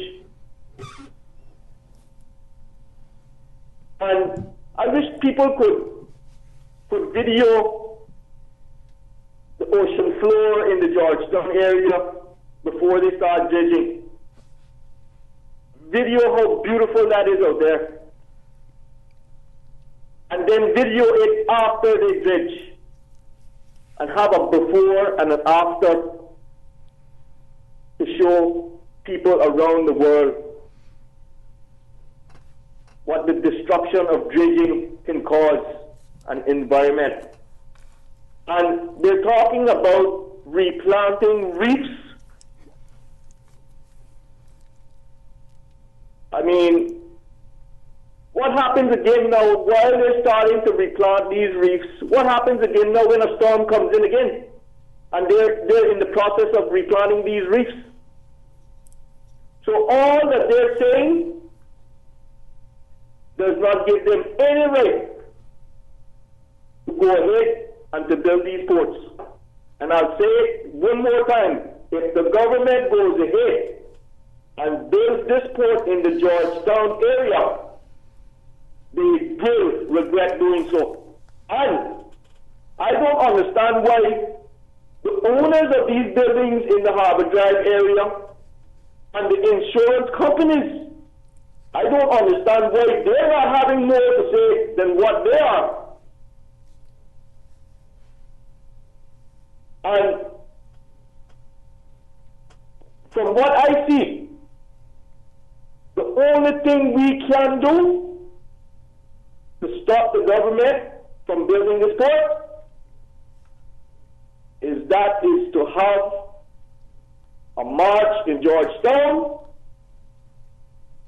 from the government building to the Legislative Assembly building, and not just one day, And I'm talking about if it's possible for all those people who signed that petition, who are against the port, if all those people join together and do that, that is the greatest power that we will have in stopping this port from being built. And I am one of those who signed against it. And I'm willing to walk in that march because the serious consequences that will happen, it's worth it walking in that march. Thank you very much. Thank you for your call, sir. Is there another caller? Thanks for his support as well, but just want to point out that signing the petition for the referendum doesn't mean you're for or against. There is no, it doesn't mean that you're for. It just means that you want a referendum so that you can make a decision when the referendum happens. Absolutely, and then you can express your individual view at the time of the referendum, depending on how the question is worded, but we'll get to that after we get to our caller. Caller, welcome to Talk Today. Good afternoon. Yes, good afternoon. Good afternoon. Good afternoon. How are you all doing today? Great, thank you. Okay. First, I should say it's good for you guys to be on the radio, giving your 2 cents of what you believe. But I have I have a few questions. A matter of fact, I think it's about 2 or 3 weeks after you guys put that petition out there. And you have quite a few people, yeah, that when you go to sign the referendum or you go towards it, they're telling you that this is, if you don't want, agreed rather, with the port to be signed. That is something that I know for certain. There is quite a few people that say this referendum is for to be against the port. You're saying a whole different story right now. So when we read the question of the wording on the petition, it is to ask the government for a referendum on the proposed cruise berthing facility. So it means that when we have 25% of the electorate under Section 70 of the Constitution, which is a democratic right that all Caymanians have, that only once 25% of the electorate is reached, will we be able to go to a referendum. And at that point, will people be able to have their say whether they're for or against. So it doesn't matter if you sign it, whether you're for or against, you will have your say. It means that you will be able to join the rest of the registered voters in Cayman, the Caymanians who have registered to vote, and we encourage anyone who is Caymanian who hasn't registered to vote to register. And it means that we all get a say either way on what it is. So basically, it's saying that, okay, we have our government who are the managers of our country, but the electorate are the shareholders, and we want to have a vote on that to say whether we have enough information to support this for the best interest of our future, for our children's future, and whatnot, and to promote increasing the amount of information that is publicly available. For example, we know with the airport we've had so many overruns. There's so many, I think over 60 design faults now. So we need to make sure that we have a good project management system in place. This is public money. The ocean belongs to the public. The bottom, well, it belongs to the Queen, actually. We call it the Queen's bottom. It doesn't belong to the government to build on the reef. So we're trying to get people to understand the issues. The port has been spoken about for a long time, and we're trying to highlight to the public some things that they might not have been aware of before. So no one would I apologize if you feel like some people felt that they were told that it was against the port or whatnot, but actually this is for a referendum. It's to gain information. If you, at the time of the referendum, think you have enough information, you think the risks are fine and you're willing to accept those risks for yourself and your children, then that's fine. In the ballot box, you can vote whichever way you want. None of us will know what you have voted. It will be all confidential, the same as an election. Yes, and to add to what Linda just said, when we do the petition, it's very well worded that this is just for a referendum. But I think what you were alluding to was the political interference that we all witnessed at the press conference last Monday, where government was interfering and basically insulting some of the CPR. I think that's what you were alluding to, and that is totally disgraceful and shouldn't be happening. In fact, it could be illegal. But I think that's what you were alluding to. That is not what I'm saying, my dear. I'm saying there are people who you have where the referendum is concerned is saying that they are against the port. Well, everyone has their personal views. I'm going to say this to you. I'm saying this to you. I did not sign the petition. Make that be clear, because within my sense, I believe the people of the Cayman Islands have a right to speak their mind or to have a sense of what is going on in the country. I agree. Exactly. I agree with that. But within the same time, I think there is a lot of stories out there, again, that puts out totally. And I'm going to say this point blank. Mr. Bryan, who is the representative of Georgetown, the member of Northside, they point blank say that they don't need a port. Okay, so these are some of the blind spots that we're having So I'd just like to highlight that for Kenneth Bryan, his district is very low lying, and and it's not a very wealthy community there. So they are at huge risk from flooding from this project. So to give MLA Kenneth Bryan the credit there, he is trying to highlight to his constituents the danger that poses for the risk from flooding and storms, which is based on historical data that we know the flooding in that area. And he's very much in favor of what his people want, so he speaks on behalf of his people. So it's not what he wants per se, but he represents Georgetown Central, and that is the information that he is going on, is what he gets from his own people. And I would just add to what Linda and Laura have said, the CPR group was founded because this port issue was believed to be an issue of national importance. Financially, it is our largest capital works project in history. And to go blindly and say, oh, sure, we agree to having this port without getting all of the facts would be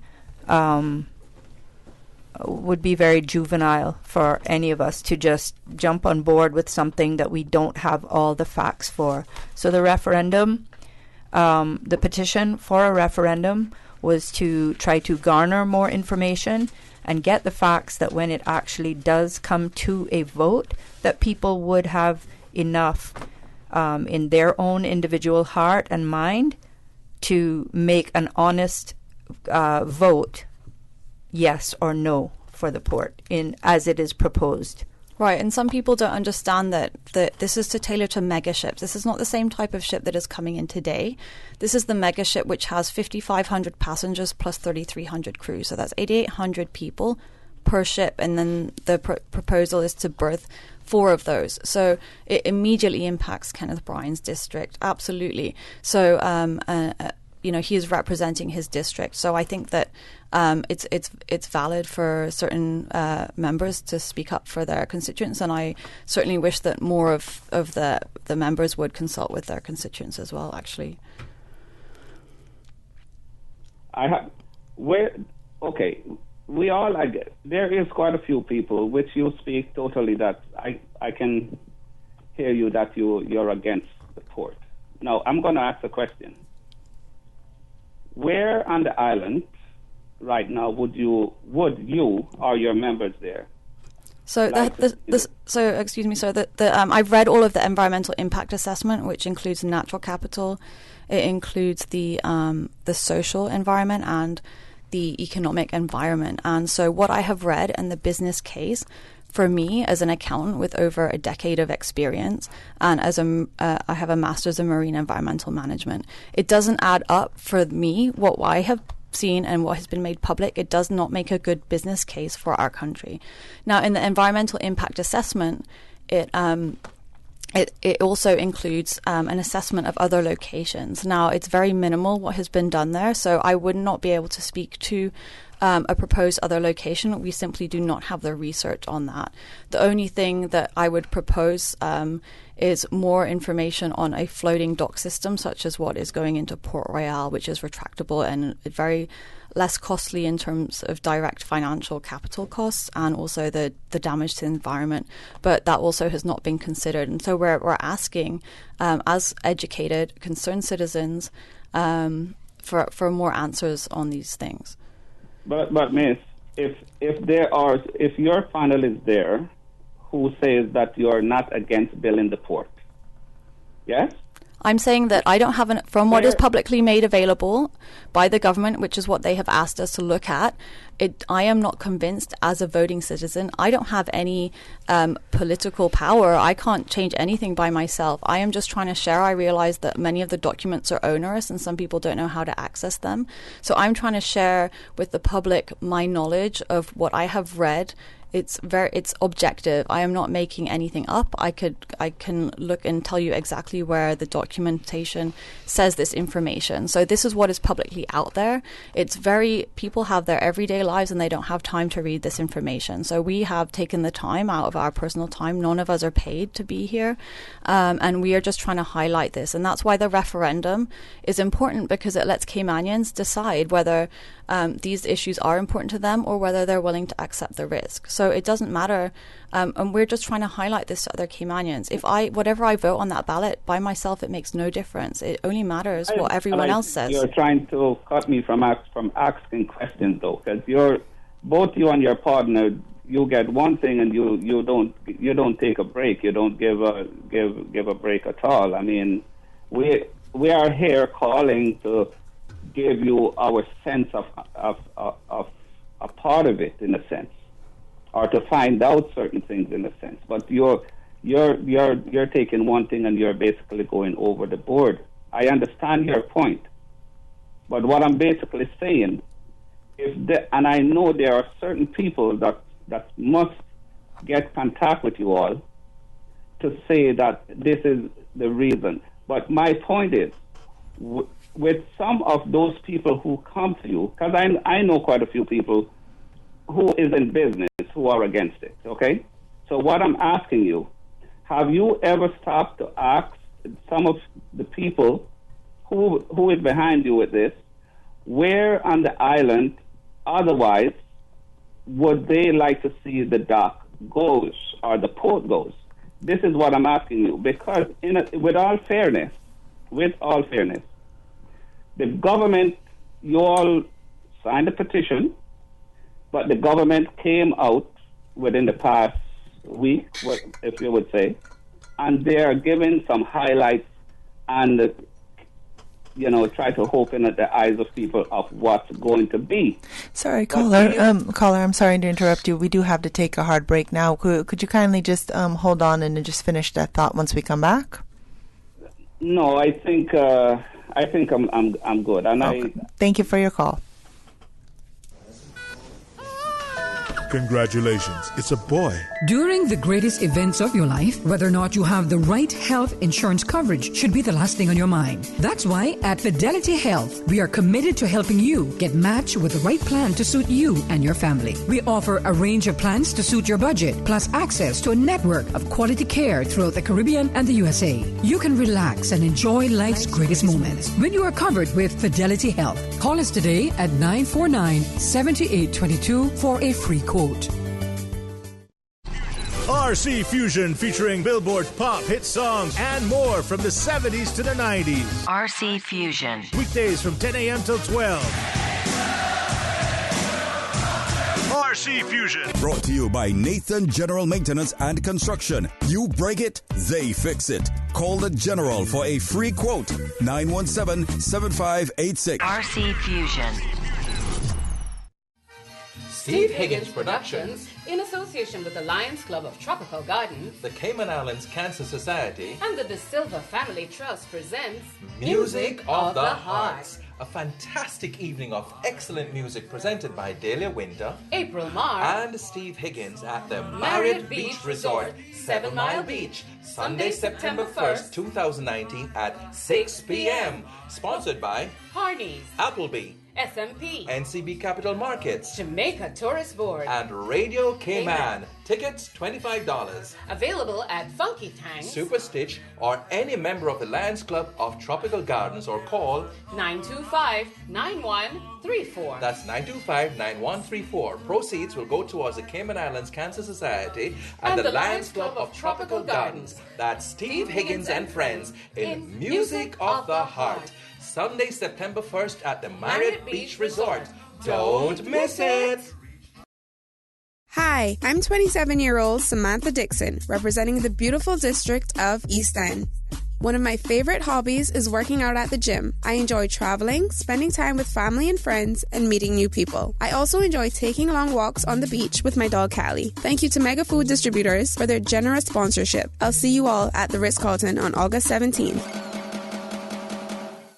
Hello, I'm Joseph Woods, the Acting Port Director. Our port facility is the hub of the Cayman Islands commerce and economic activity, handling $658 million in imported goods annually. From groceries to construction materials, all sectors of our economy depend on the port. But it is now 40 years old. Its infrastructure is degrading, and we feel the strain from insufficient space for both cargo and cruise operations. The time is now. A new expanded port facility is needed to allow both cargo and cruise to operate efficiently and to support our island's continued growth and development. Support the port, support our tourism, support Cayman's continued growth and development. A caring and community spirit, cherished family and cultural values. These are some of the things that still embodies the Caymanian way of life in the Eastern Districts today. Savannah Pharmacy, your neighborhood pharmacy, located in Countryside Shopping Village, is delighted to offer products and services of real value. Whether it's catering to your family's medical needs or carrying apparel, gifts, and beauty products, Savannah Pharmacy provides you with more than just prescriptions. Remember, they're always just around the corner with everything your family needs and convenient opening hours, including Sundays and holidays. Savannah Pharmacy. For more information, call 946-3336.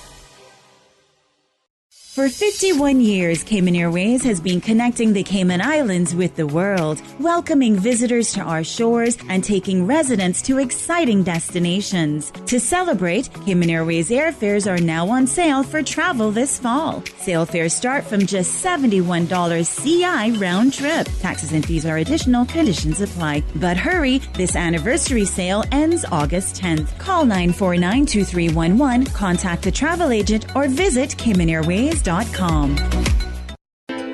Josh, what's your weekend looking like? I heard you going on the road Saturday. Yeah, I going to sell some mango jam tomorrow morning at Farmers Market. Speaking of something sweet, I heard that Miss Cayman Universe coming up. You got your ticket as yet? No, I not coming yet. But the contestants coming on the show this week. Wow. She's my girl, pretty, pretty girl, pretty little island girl. Love her ways, she's good to me. She does it just how I want. She keeps it real. Our word of the week is synecdoche. SYNECDOCHE. It's a figure of speech in which a part is made to represent the whole or vice versa. You can join us this Wednesday from 4 to 5 p.m. right here on Radio Cayman 89.9 FM and for Youth Flex, a program for all people, by young people. Youth Flex. You are listening to Radio Cayman, the voice of the Cayman Islands. Radio Cayman. Radio Cayman's newsroom. These are the biggest stories right now.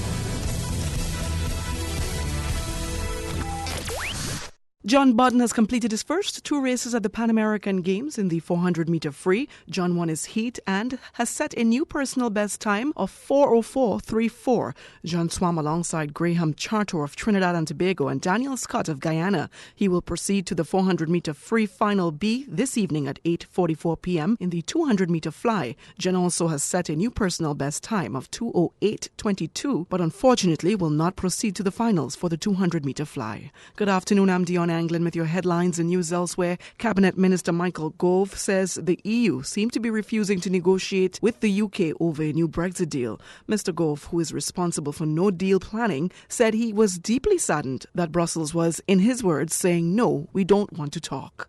And the Nobel Prize-winning U.S. author Toni Morrison has died at the age of 88.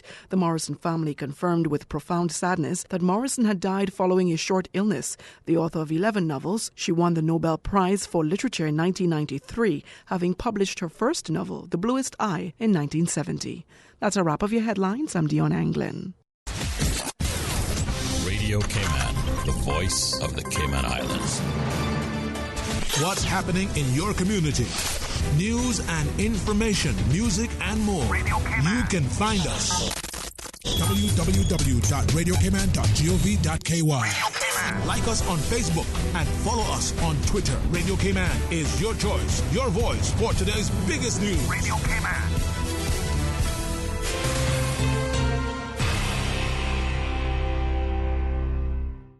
Listen to the general public. Your thoughts are just a telephone call away. 1-800-534-8255. What the public is saying. Let your voice be heard. And now, Radio Cayman's Talk Today.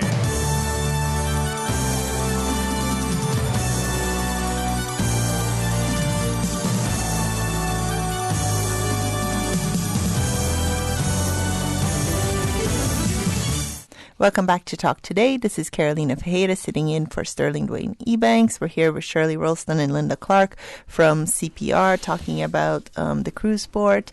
And, you know, one of the things is we've been trying to be very respectful of the callers to be able to get, you know, questions in and everything else, independently of where you sit on the issue. The aim here is really to educate people.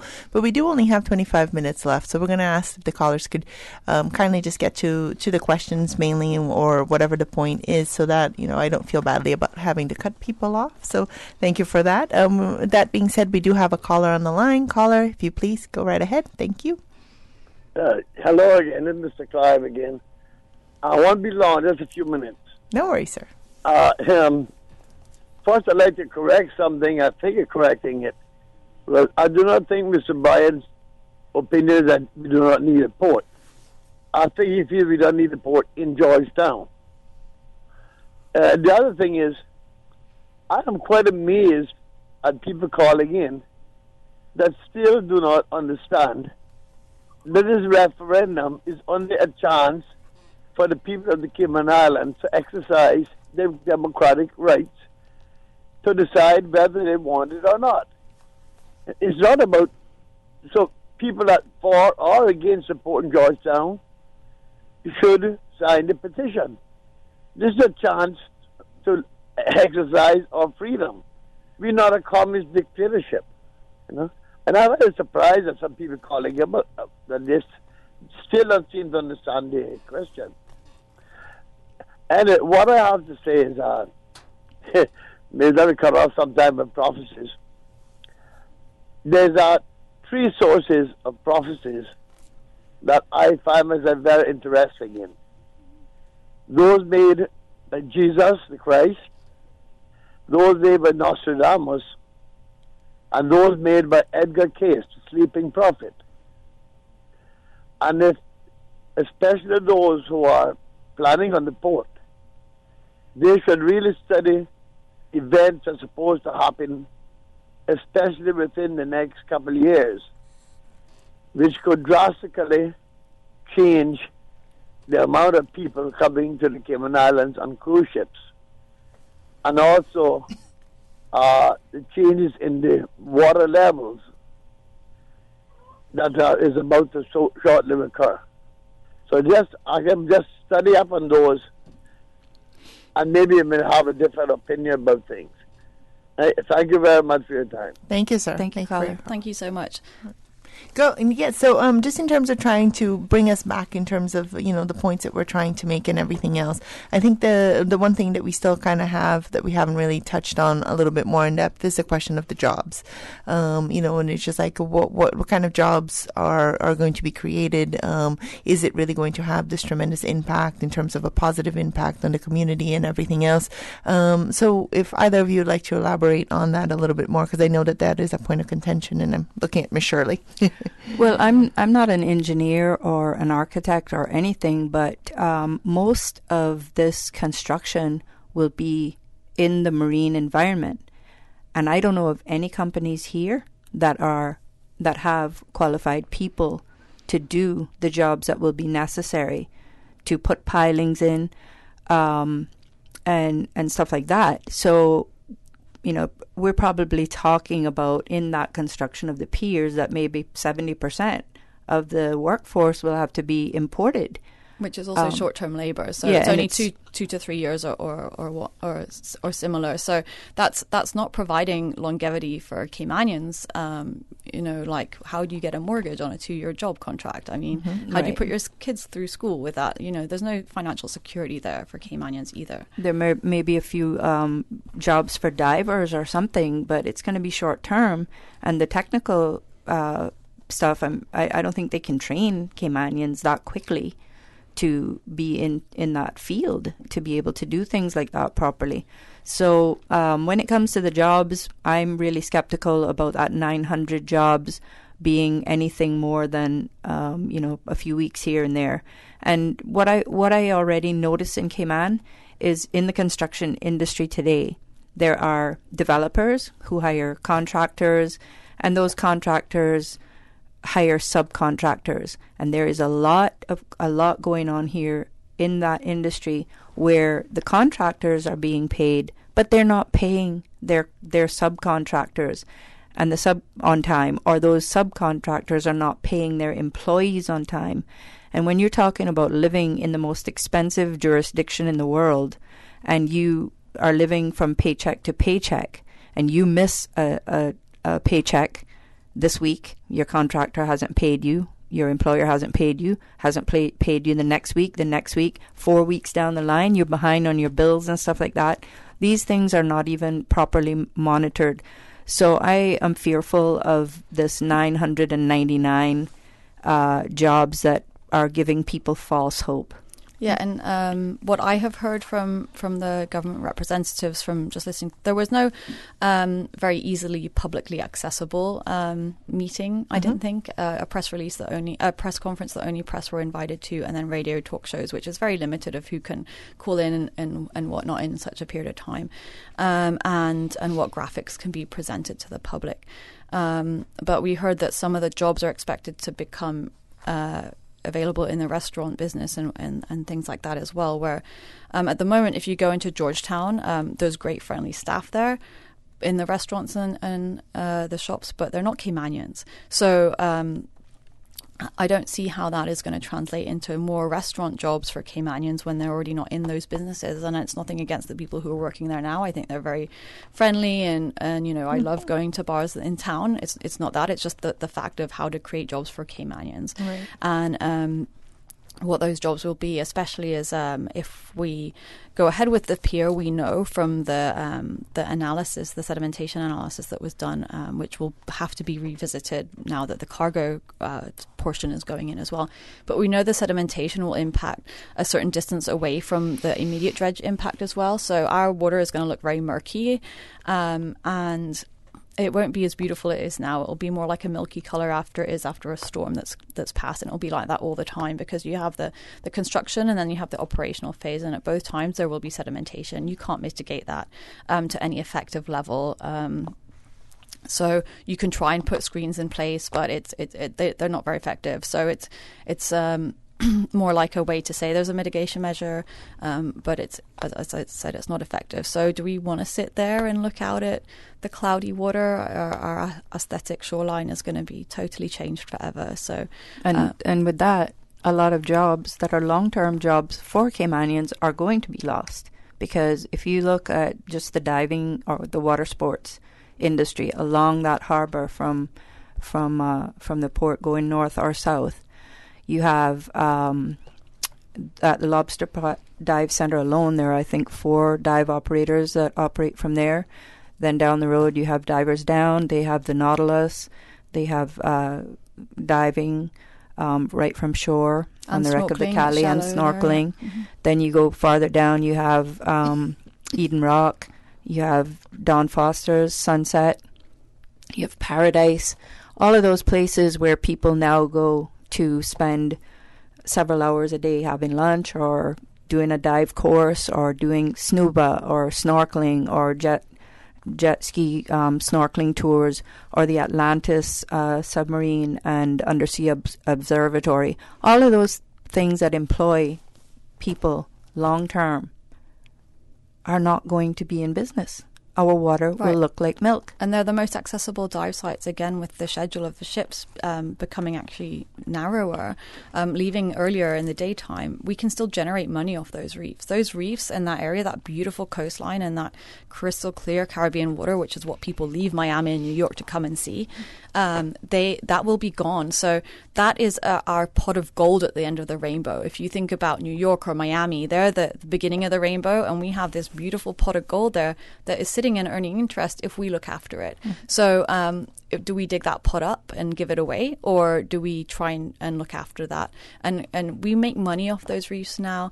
The ecosystem services is something that people don't fully understand. The fact that corals give off oxygen. They help break the waves as they come into shore, so that reduces the wave heights and reduces the impact on Georgetown. They create extensive habitat and a nursery ground for lobsters and fish, and many juvenile animals are living in those reefs. They're very complex structures, as their ancient structures. So once you lose all that, Caymanians, it's a fishing community, we will lose the nursery habitat. They don't all of a sudden end up swimming off by the drop-off. They start off in that very shallow water by the reef, and those are very specifically unique areas at the leeward side of the island. So we have other dive sites, but they're not accessible. These ones you can step into literally from shore straight in there, and you have beautiful crystal clear water. It's shallow, it's good for beginners, it's good for introductory scuba level, it's good for snorkeling. Some family members can sit on shore and enjoy some lunch at Paradise while the others go and swim. It's very unique, and we do have other dive sites, but they are not accessible like these ones, and they are not. There's currents at other dive sites. These are so gentle and friendly for all ages and all abilities, and a photographer's dream. And that's where Courtney Platt and Kathy Church have made Cayman famous as a dive destination. And people, when they come here to dive, because you can't fly after diving, people will come here for a week and they'll do a few dives and then they'll stay on land. They spend money in the hotels. That's the crux of the stay over industry, has come here for diving. So, and in these locations. So there is some kind of misinformation that the area of the reef out there is dead, and the area of the reef that is dead is much further to the drop-off, not these shallower sites that are actually one of the healthiest areas of coral on the island. And that's empirical evidence to support that in the environmental impact assessment studies. I'm not just saying that because anecdotally that I've swam there, and I do swim there. It's absolutely beautiful. But empirically, there is evidence that shows that this is a healthy reef. And it's so accessible, and it's amazing that people come here just to see that. And often the cruise lines are advertising these snorkel sites, Georgetown snorkel sites, as part of their must-see tours. So that part just doesn't make sense. Why would we destroy that? Where are they going to go? As well as our own quality of life of being able to access them. Absolutely. Well. And I think that's the part too, right, that we don't really talk about. It's just the fact that the question of who are we building for? I don't think we answer that enough times. But we do have another caller online. Caller, thank you for holding. You're on Talk Today. Yes, hello. Yes, hi. Yes. Thank you very much for the information being shared today. Thank you very much for showing us what really is all about. Because even if they get the referendum, they still have a chance not to do what the people say and go about the cruise lines' wishes. And I would like to say something is that the Cayman Islands and the Cayman people, they need to find some other source of income other than the cruise shipping or whatever, because as the last caller said, things are changing, the tides are rising, and one of the things I would like to share with you is that a place called Antigua went against building the port for the cruise berthing facility, and the cruise line stopped coming to the shore or to the island altogether. So even if you don't build the port and you go about strengthening the environmental health of the island, the cruise tourism, they're not going to want to come here. So I would like to have that being known out there. Thank you very much. So my understanding was that some of the ships, if it is the same thing, I could be wrong, but my understanding with Antigua was that actually some had been diverted after a storm and were coming to Antigua, and actually they just returned back to their regular schedule to the other islands nearby where they had been stopping, I think the US Virgin Islands. So I think that's what I read about for that situation. I don't know any details apart from what was reported, but it wasn't that the cruise ship stopped coming. They just actually reverted back to their previous schedule. So in Antigua, if memory serves, I was there a long time ago, but I know that they also had a strategy where they were really trying to get the high flyers to come into their island. So, it was a common occurrence to see Beyonce and Jay-Z down on the beach in one of those things, because they have a lot more by way of like the resorts, the big ones. So they'd expect a lot more privacy. Right. So yeah, exactly. So I think their tourism product was shaped in a very different way.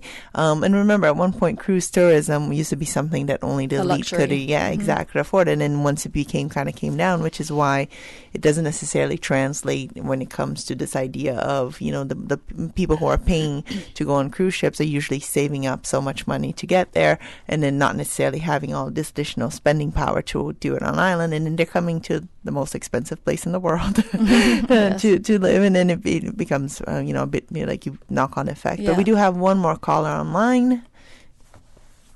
Thank you, caller. You're on the air. Yeah, good afternoon, and good afternoon to your guest. Good afternoon. Good afternoon. First, I was listening in the last part, and mostly I understand that those ladies come in to fight against building the dock. And from my understanding, they're speaking about jobs. If this will provide jobs or not, and they say in the restaurants have no Caymanians. And let me tell you one thing. Let me start first by the tender. The tender have a lot of employees. 99% is not Caymanians. And the shops, 99% of Kirkconnell shops is not Caymanians. So don't come and sell us this story about jobs for Caymanians. It is not your concern. Your concern is the tender, and he stay making money. That's what is your concern. I'm sorry, sir. I don't have any affiliation with any tender company, but you're right. That's my point. Is that the minister has said that the jobs will be similar to what is there already in the restaurants and the shops. So what we're saying is that while the staff themselves are very friendly, and I'm very happy they're in our country, we still have to consider that Caymanians, this is their home, and we need to be able to provide jobs that Caymanians can get. So how if we already are not having those persons, young Caymanians, even starting out working in those industries, how are we going to make sure that those jobs go to Caymanians?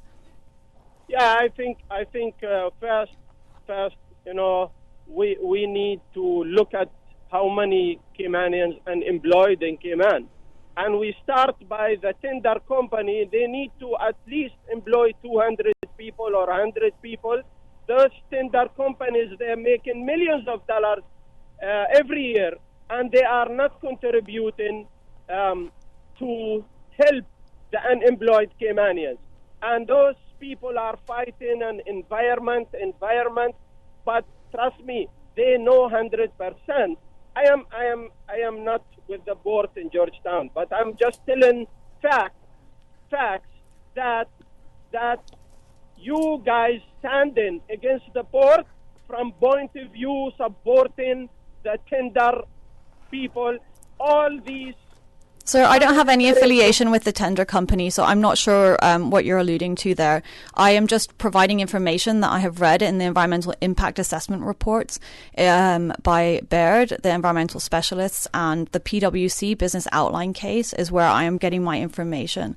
The information from tourism sector on the proportion of the economy that is cruise and stayover, and also financial sector, I get from the Economics and Statistics Office, which is all government provided information. So I'm not quite sure what your point is. And I don't really understand why we would say that the company that has provided cruise passengers with an excellent service over the last few years and supported the cruise tourism industry for all these years, that brings our stayover passengers back. I don't know why they are the enemy. I just really don't fully understand that. And providing jobs that are for boat captains that people can do. I mean, at the moment, every day that the ships are in, they're providing the service. So I don't think it's in Cayman's best interest to say that this company that's loyally served the cruise industry, I will stress again, I have no affiliation to them, but they've provided all this time this service to get them to shore to be able to visit the rest of our sites. And personally, if I was coming to a small island, I would love a free boat ride. So across that harbour, I mean, a lot of them come and they get on another boat and go to the sandbar, or they get another boat and go on a snorkeling trip. So I I don't understand what the attack is on the tender company personally. I haven't read any information that supports. I don't really know where you're getting your information from. I'm sorry, but it's not in any of the reports that are publicly available on the Support Our Tourism website or the Department of Environment website. Yeah, and thank you for your call, caller. We have 5 minutes. I'm going to give the guests a chance to wrap up. Thank you. Ladies, thank you all both so much for being here. I know that there were a lot of more questions that we have, and definitely now I think the big one to ask as you kind of give closing statements as well is just sort of what's next. What happens after the verification of the 25% of voters? If the referendum is triggered, like what is the expectation that people should have when it comes to CPR as far as what you will be doing? How much influence will you have over the decision as to how to frame that question, just so that we are all on the same page when it comes to that. So if you want to tackle that as we wrap up, that would be brilliant. Well, I would just like to say that we will make the numbers for the referendum. I'm confident that the Elections Office is going to verify 25% of the signatures and that a referendum will be called. Our work will begin even more in earnest. Right now, we are just a grassroots organization of volunteers. We have full-time jobs, families, commitments. All of what we do is volunteer. We are not supported financially in any way. We will have to be relying on donations and support from the public to advertise whatever knowledge that we have of what is happening, because as everyone knows, the government is taking public funds to use for their advertising, supporting their port and their projects. We don't have unlimited funds. We have to rely on each individual that believes in the in participatory democracy and having a say in their island. So I would just like for people to keep that in mind, that everything you're hearing, you need to take it and get down to the facts, not just what's on the surface. Don't just believe the fancy ads that you might see that, you're going to be promised this and that and the other thing. Promises are a comfort to a fool, as somebody once said, and you need to really dig down and figure out if you are going to benefit, if your children and grandchildren are going to benefit from this project. Then by all means, you need to have a voice and be able to speak up and support. But if you do not feel like you're going to benefit in any way from this, you need to dig deep into this. And we should leave some decisions of this magnitude to the next generation that's coming up. They too have a voice. And when we speak now, we are having to speak for those who are not old enough to register to vote, but do have a say in where they live. And we're also speaking for the permanent residents who live here, have invested here, but are not able to vote and try to secure their investments here. So just gather the information that you need. If you have questions, please feel free to contact anybody from Cruzport. We will try to get the answers to your questions. We're all about transparency. We're not about fake news, and whenever we speak, it's because we're trying to bring the facts to the table. Yeah, and I want to remind the public, first, thanks for listening today. And so CPR, we will have a table at Hurley's this week, tomorrow, Wednesday. That's Wednesday. Today and tomorrow we have. Yeah, sorry, it's today as well. Okay, yes. Sorry, yes. So today and tomorrow at Hurley's, we will have a table from 5 till 8. So if you have any questions and want to come down and either talk to us, sign the petition, let friends and family know, they can come and sign it there. This is for registered voters. They can find us there, Hurley's, this evening, 5 till 8, and tomorrow. And also in the West Bay Hell gas station from 5 till 8 as well. So please come speak to us. If you see an elections office official and you want to pre-verify your signature, that is fine also, and then come to us and make sure you do sign the actual petition as well. We are trying to highlight information. I am waiting to hear back from the elections office in terms of the Premier's suggestion that you can scratch your name off the verification sheets and the petition. I don't think that is a democratically legal thing that can happen, but we are waiting for the elections office supervisor to make an announcement on that. That was not something that was discussed with us previously in any of the meetings. So please listen out for any press releases that we hear to clarify any of those issues. Brilliant. Thank you both so much. Would you like to just give a phone number or email address that people can reach CPR on before we close? It's 2:30 now. Absolutely. So we can be reached on email, cprcayman@gmail.com. We also have a Facebook page, which is Cruiseport Referendum Cayman. And I don't have the phone number to hand, which is a little remiss of me, really. Oh, Shirley, do you have the phone number? I don't actually. All right. I don't have the phone, so I don't know the number. We're all online these days. That's so all right.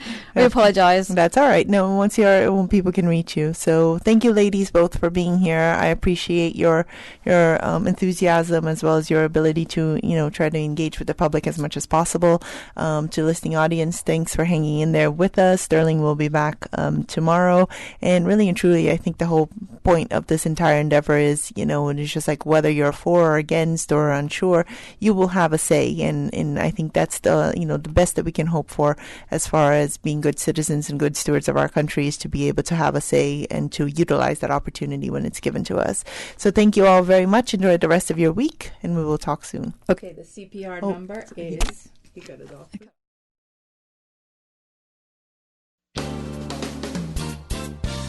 Talk Today is brought to you by Fidelity Bank. For all your banking needs, visit fidelitygroup.com. Fidelity, we're good for you.